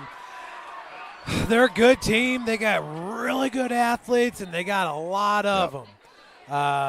Like I said, I can't wait to see what this offense does, because let's go ahead and take a look at Dub C's schedule, okay? They got Warsaw next week. Bart Ball. I mean, they're going to play in a phone booth for that game. Right. And then they're at North Central, host Lawrence Central, host Ben Davis, then at Pike. I mean. The Mick is different. There's no doubt about it. Yeah, they got Carmel on the schedule here, too. Yeah. Remember, Carmel and Center Grove left. At the halftime, now it was 45 minutes ago, Brownsburg was leading Dwenger 45-3. Wow. And it doesn't get any easier for Dwenger as they host Cincinnati Moeller next Friday. Rivers, another nice run. Logan just is everywhere. Yeah. He's going to get another tackle and make it short. It'll be 4th and short for Warren Central, but I guarantee you they're going to go for it again. And these kids at Dub C feel it. Brandon Logan has been one of the hardest hitters in the Fort Wayne area since his sophomore year. Yeah. Tim, him and Braden Steely have produced so many nice-looking highlights when it comes to those big blows. No question about it, Jeff. That is a great point. Jackson. And misdirection. He's not going to get there. It's going to be a turnover on downs. So as lopsided as this feels, Jeff, if Snider can put one in the end zone here within the next 2.5 minutes, you got plenty of time left, and you will cut it to a 1-possession game. It's only 15-0. This game is not over yet, folks. And by lopsided, you mean how it's felt in the second half. Right. And honestly, with the second half, it starts with that very first series with Warren Central where we had the 15-yard penalty. They start that series at the 50-yard line. Then we have the punt that goes off the side of the side of the foot. Now they got 1st and 10 at the 20. I mean, things have definitely gone their way and not so much the other way, and that's helped change the momentum. But you're 100% right, Tim. You could score and get a 2-point conversion and be down by 7. Absolutely, Jeff. This game is not over by any means. Just feels that way as we talked about with the way Warren Central has played in this second half. Got Ryan Dellinger tuning in from Florida. A lot of Snider people know that last name as his 3 sons have come through the program. And Jeff, you got athletic director Steve Zimbo down there talking to official about something, and they're trying to get the White Hats' attention. They're pointing into the sky like there's a drone up. Oh, there is a drone. Which is against IHSA rules. But everybody does it. And that may be exactly what they're talking about, Jeff. There's actually 2 of them. Yeah, drone shots are the best shots when you're teaching football for sure. Davis, nowhere to go. No. Oh, look at Vance. doing a little Bruce Lee action out there. Or Bruce Leroy. You could do that, right, Tim? No. Jeez. Break a vertebrae or something. No question. 2nd and 10. 4.5 left. Trips near side. Gosh, East Noble's been doing drones for like 3 years. Yeah. Vance. The quick out to Logan. Picked. What a play on the ball. Number 7 ended up with the interception of Monty Jackson, but I couldn't see who got the first hit on the wide receiver that caused that deflection. I think it was Ballard. I thought it was Jackson doing both, but they're giving number 14 love over there on the sideline, Marquevo Ballard. Yeah, you're right. But a beautiful hit. Popped the ball up. And right there was number 7, Monte Jackson, for the interception. He's had a good game. Could say that about a lot of the guys here at Dub C. I'm telling you what, Jeff, Warren Central, we knew they were preseason ranked 4. All these Division I defensive players, their offense is for sure a work in progress, but I know Coach Kirshner is going to look at this and see a lot of great things. A lot of great things on the offensive side that he can work with. Yeah, 6'3" wide receiver, 6'6" tight end, 3 running backs. I think James came in, Clark, and did a phenomenal job here for Dub C, as this is the starter in today's game. That was number 36, Kelly, with the carry. Adam Blakey on the tackle. And you know what? That's only going to make these guys better. Right. Competition only makes you better. Yep. Cream rises to the top. Iron sharpens iron. There's no doubt. And you want to play the best. That's why, Snider and Coach Kirshner mentioned the timing of them playing each other really just worked out with Carmel and I forget the other team, Center Grove, that left the MIC. And that's the same time the SAC opened up the first 2 weeks. So it was a perfect match. Yeah, those schools are like small universities. Yeah. Kelly. Good, nice play by Fry right there after a gain of about 5 yards. But, Tim, Snyder's not even going to see close to a defense of this caliber the rest of the year. No. At best, 70%. Right. And not till at least regionals, Jeff. Well, I'm just trying to think about the regular season here. I mean, no. Yeah. Carroll's defense.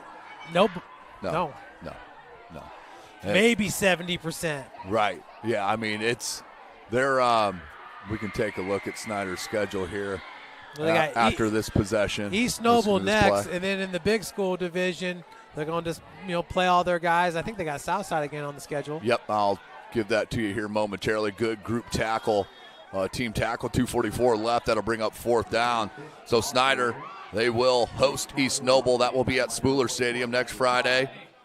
Then week 3, they will host Concordia on September the 6th. Then go to at Southside, at Carroll, host Homestead, at Northrop, host Dwenger, and then we'll finish the regular season right back here at Wayne High School, Jeff.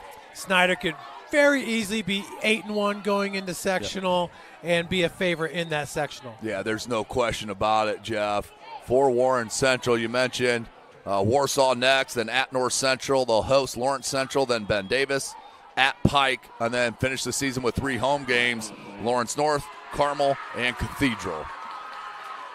Talk about preparing for a run, my goodness. Cathedral. Ranked number 1 in the state. Is that correct? No, is that Ben Davis? I believe that was Ben Davis, Jeff. But I can check really quickly. Oh, you're on it. Davis in the IFCA coaches poll, yep. Ben Davis, Center Grove, Brownsburg, Dub C, Crown Point, Westfield, Cathedral, Carmel, HSC, Snyder, Fishers, Lawrence North, Noblesville. Boy, Carroll down at number 15 in the coaches poll. Man, Crown Point and Snyder, and Carroll in the top 15, you're really only non-Indy schools. And good pursuit by Logan. And number 21, Aziel Jordan, said his name a lot, have the junior. And they're going to call timeout. Jeff Will Snyder to stop the clock. It was a turnover on downs. So Snider will take over, but they need to do something in an absolute hurry right now. 15-0 is the score. Yeah, and about the biggest play, or the play that looks like it could work the best, is to get Calabote isolated on an island. Yes. And just chuck it up to him, let him run underneath it. We got trips right now and 2 safeties deep for Dub C. Vance back in the pistol, trips far side, Davis in the backfield. It's like a cover 3 look. Yep, and hand to Davis. That's going nowhere because number 11, Finch. J.J. Finch, the junior, number 1 ranked player in the junior class, breaks through, and a tackle and a loss. Man, now they rotate out. They just take 2 D1s out and bring in fresh defensive line. This team is impressive, Jeff. Oh, yeah. They're going to flip-flop. Yep, they're going to same formation. Trips far side in the pistol with Vance Davis behind him. 1:15 left in this ball game. 2nd and 12. Ball on the 34. Vance takes a snap. Hands Davis again. Davis makes a nice jump cut. And that will be a gain of about 6. Warren Central, I really love those pants. They got that gold glitter down the side. I'd really like to see a matte black with a gold W on the helmet to match those pants, because those pants are sick. Yeah, and they got that subtle gold outline of their numbers. It's very, very cool. They got the W on the back and the center of the back and center of the shoulder blades. Very cool look Warren Central has. 31 seconds. This could be the last play of the ball game. Huntington does defeat Eastbrook 38-21. Big win from Huntington North. Davis, he'll get a first down. Clock will stop as they move the chains with 20 seconds left. Good job by Crosby Daniels, the center right there, battling, helping his running back get every yard. Let's see where the Marion South game is at. Marion's still up 21-14 over Southside. That's got to be late in that 4th quarter. Leo does defeat Lures 2017, Jeff. That's a final. Yeah, I missed that one. But we got a final here as well, as Dub C is going to win it 15-0, Tim. You know, really, you said it earlier this week, where Warren Central last year was a down year for them, but they were so young. Yes. And they had lost a lot from the year before. And when you look at Snider, Uriah Buchanan, all-state running back, put together a season last year that is very special, with his ability to break off those 80-yard runs and do what he could do. But so Warren Central definitely returned more, offensively and obviously defensively. Defensively, they returned 9 of 11 starters. Right. I think Warren Central did lose almost all their offensive line from a year ago, but they I think brought all but one, maybe. I think Coach Kirshner said. Yeah, Cameron Herron is the guy that returns, and he's the one going to Iowa. So, hey, I think Snider has seen a lot of good things that they can build on here. And Vance looked phenomenal. Yep. So, it's a loss, but it doesn't mean anything for the conference standings. Right. And you know what? For the most part, everybody looks to be healthy on both sides of the ball, of the field. So, hats off, a great game there by both teams. Very entertaining game. You can't always say that, Tim, when there's not a whole lot of offense in a game. But this was very entertaining. And, boy, yes, these players, Finch and all of them, are as advertised, folks. Yeah, Bell had a great game. That whole defense from Warren Central is extremely special, Jeff. We saw it. We talked about it all week. We saw it tonight. But the good thing about Snider is this is probably going to be the toughest defense you're going to see. So all the way till maybe regionals, this defense was so special. They had opportunities. They moved the ball at times, Jeff. They just couldn't push through, that final third of the field to get it into the end zone. But good things to build on for head coach Kurt Tittman. Special teams need a little bit of work. I think they need to maybe mix it up a little bit more offensively, but this is the best coaches in the state of Indiana, top 5 in my opinion, and they will make the adjustments to get their kids in better positions week after week. I got to give it up. Vance played really nice. I think he's got a lot he can build on. Does Vance? I like to see Jarvis get the ball a little bit more, but when you're playing the defense like this, it's hard to do anything offensively for Snider against this Warren Central defense. Vance, 0 time to throw the ball back there. He's got guys that are 6'3" with their arms up, barreling down on them.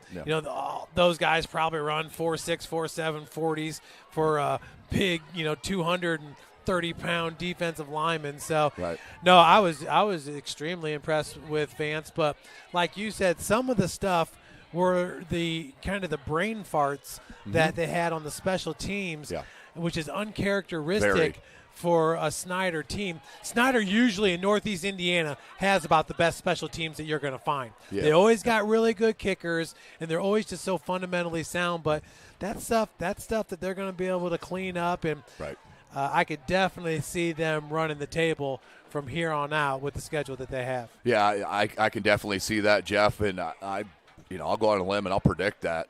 They are a very talented group, and they're only going to get better, folks. Snider is only going to get better. They'll get the offense figured out a little bit more. They did some great things, and you'll continue to see that here tonight, Jeff. Any last thoughts? Yeah, I try to think of this from a game planning standpoint, because obviously nothing was working for the offense. And it's almost like, do you have a 240-pound guy that you can just run at this defense to try to wear him down? But ultimately, that probably wouldn't work either, because Dub C rotated what seemed to be about 10 different D linemen. Yeah, it's an impressive roster they have, especially defensively. You saw 2 quarterbacks for Warren Central that can give you different options as well, and they're both a junior and a sophomore respectively. Yeah. So outstanding game played. Outstanding game tonight. Thanks for watching here tonight, folks. We'll be back at it next Friday. Jeff and I believe we'll be at... We're going north side. We're going north side next week as they will host Lawrence North. Lawrence North out of Indianapolis as well. So we'll get to take a look at the Northside Legends next Friday on brand new Chambers Field in that turf. Yeah, Lawrence North ranks number 12 in 6A due to the Wildcats. Patrick Mallory is their coach in his 12th year. Yeah. And, Lawrence North is one of those teams that have turned it around the last couple of years. Yeah. They used to be kind of one of those cellar dwellers of a school, but last year 7-4, 2 seasons before that 7-4. One of my favorite football players is from Lawrence North, and his name is Corey Stamps. Yeah. So he trains football players actually in the Indy area. Yeah, shout out to Corey Stamps and all he's doing for the East Side community over there in Indianapolis. So, hey, Tim, to be honest with you, as impressive as Warren Central looked on defense, I thought Snider did the exact same. Yes. I thought they looked equally as impressive. And, the names that really pop off to me from this game is Fertil and Adam Blakey, Fry, and Brandon Logan, obviously. But those are the names that just jumped out to you with their performance. And it's automatic for Logan. I mean, he just keeps getting it done out there on the field. Yeah, it's outstanding ball game played. Warren Central just a little bit better here tonight. He'll be a starter Jeff. At Notre Dame. Oh, sooner than later. There's no question about it. It continues to happen here out of the city of Fort Wayne with outstanding products coming out of our trainers and our high schools. Yeah, I'm really excited for him that he was able to, make that choice and join Tay Johnson, who's going to be a freshman this year at Notre Dame. Yep. So, but yeah, no, we're excited to see Lawrence North. Like you said, if any school in Fort Wayne outside of Snider can match the kind of talent that you're seeing from the MIC, it's a school like Northside, it's a school like Snider. It's just the depth is not exactly where these indie schools are. Yeah, you're talking sometimes double the amount of enrollment at these indie schools, especially the likes of Carmel and that. So Carmel doubles Dub C. Correct. Yeah, they're like 5,000 kids. It's a college, basically. Yeah. They're outstanding. So we're going to go ahead and sign off, folks. Thanks for joining us here tonight. We really appreciate it out at Wayne Stadium. For Joel Ray, Jeff Mahoney, I am Tim Atkinson. You've been watching Indiana High School football right here from SummitCitySports.com. Yeah.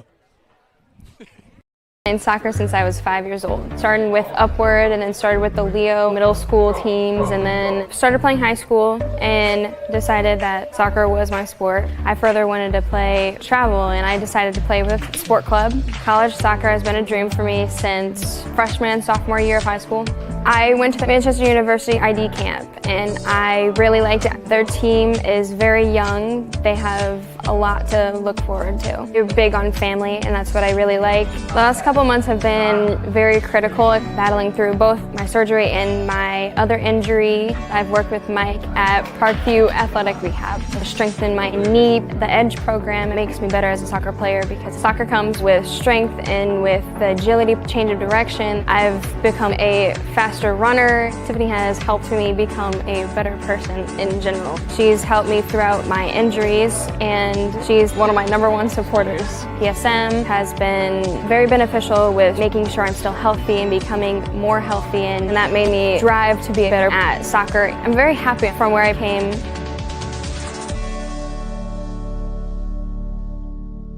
Welcome to the Summit City, home to the 260's dedicated high school athletes and fans.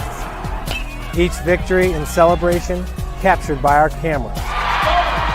Treasure the highlights from the Summit Athletic Conference this season or complete games live or on demand. After all, nobody's more proud to call Fort Wayne home than SummitCitySports.com. I'm Emerson Weaver from Leo High School and Empowered Volleyball Academy. I first picked up a volleyball, I was probably like 8. I started playing club because my best friend did it, especially going into my late middle school years. I started training hard and now I'm playing high school and I love it, and I'm playing beach and I love it, and it's amazing because I get the best of both worlds. For the past 2 years, I really focused on beach, and that's really where I kind of want to go with my future. At Empowered, we've done specific sports performance training with PSM, and it's really just helped us grow as athletes. I notice it, I'm jumping higher, I'm running faster. It's just really helped me overall. It's insane how much of a better athlete I've become, being able to lift and do all those different movements, and I can really just notice it as a club. It's truly helping us all the way around as volleyball players. It's just been super beneficial. The athletes has always been here, and they're getting better. I'm watching, Summit City Sports, man, they're doing an awesome job. And, that's a plug. Them dudes are doing an outstanding job. And I'm able to be in Nashville and watch games on YouTube that they're broadcasting, and I'm seeing the talent. And it is just truly outstanding. And, you guys have seen the talent that's in the NFL now from Fort Wayne, Indiana, the talent that's coming up now, and the talent that, is just here, man. It's really cool. PSM is not just for me, it's for all athletes in the city because I'm not the only person in the city that's playing different sports. There's people that play golf, lacrosse, every type of sport in there. I like how it's just personalized. So like your sport, over the winter and most of the summer, I think I focused on putting on weight, putting on more muscle. That'll help in all aspects of football, being able to defeat blocks, tackle, and prevent injuries more. I'm way stronger in other mental aspects of the game, my approach at the plate, how to play different hitters and all that type of stuff that goes into the game. But once August came around, then it was full football mode. It was kind of cool to get that first football offer, and it also shows people around the area that I'm something other than just a baseball player.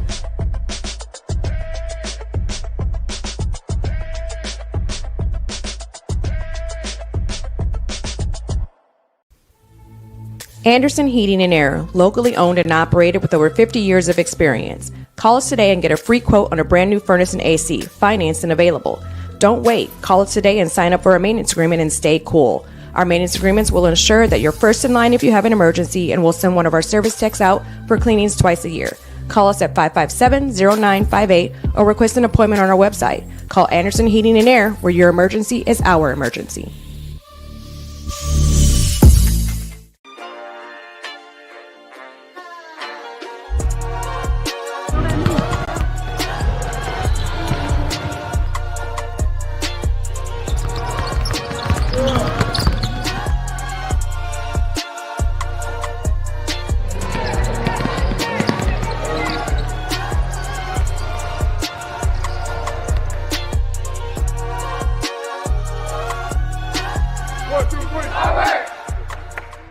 From day one, it was basically the sport for me, and I knew that. I grew up on a golf course. A lot of my family's played golf, and then there's been a lot of college golfers I played with, and I've always wanted to be like them. College golf's always been a goal, and I'm excited that I'm going to get that chance. I ended up choosing Franklin. I really like it there. Really young program, great school as well. I just enjoyed it there, and definitely excited for the 4 years. I started Edge 2 years ago, and that's where I've noticed my biggest improvements. It's coming in here, getting speed, agility, as well as rotation and everything. It all translates to the golf game, becoming stronger, getting some club speed, be able to hit it farther. You have to put in the work. Also, the mental game's a big thing, and Tiffany and I work on that a ton, and I think she's probably one of the biggest reasons why I am where I am. That's a lot of the behind-the-scenes stuff that you really don't think about that really translates to the golf game.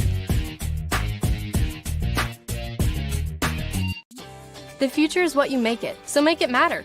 At the University of St. Francis, we'll help you build a purposeful life, one based on your interests, goals, and desire to make the world a better place. Learning is personal here. You'll be known by name, supported by experts, and connected to professional opportunities.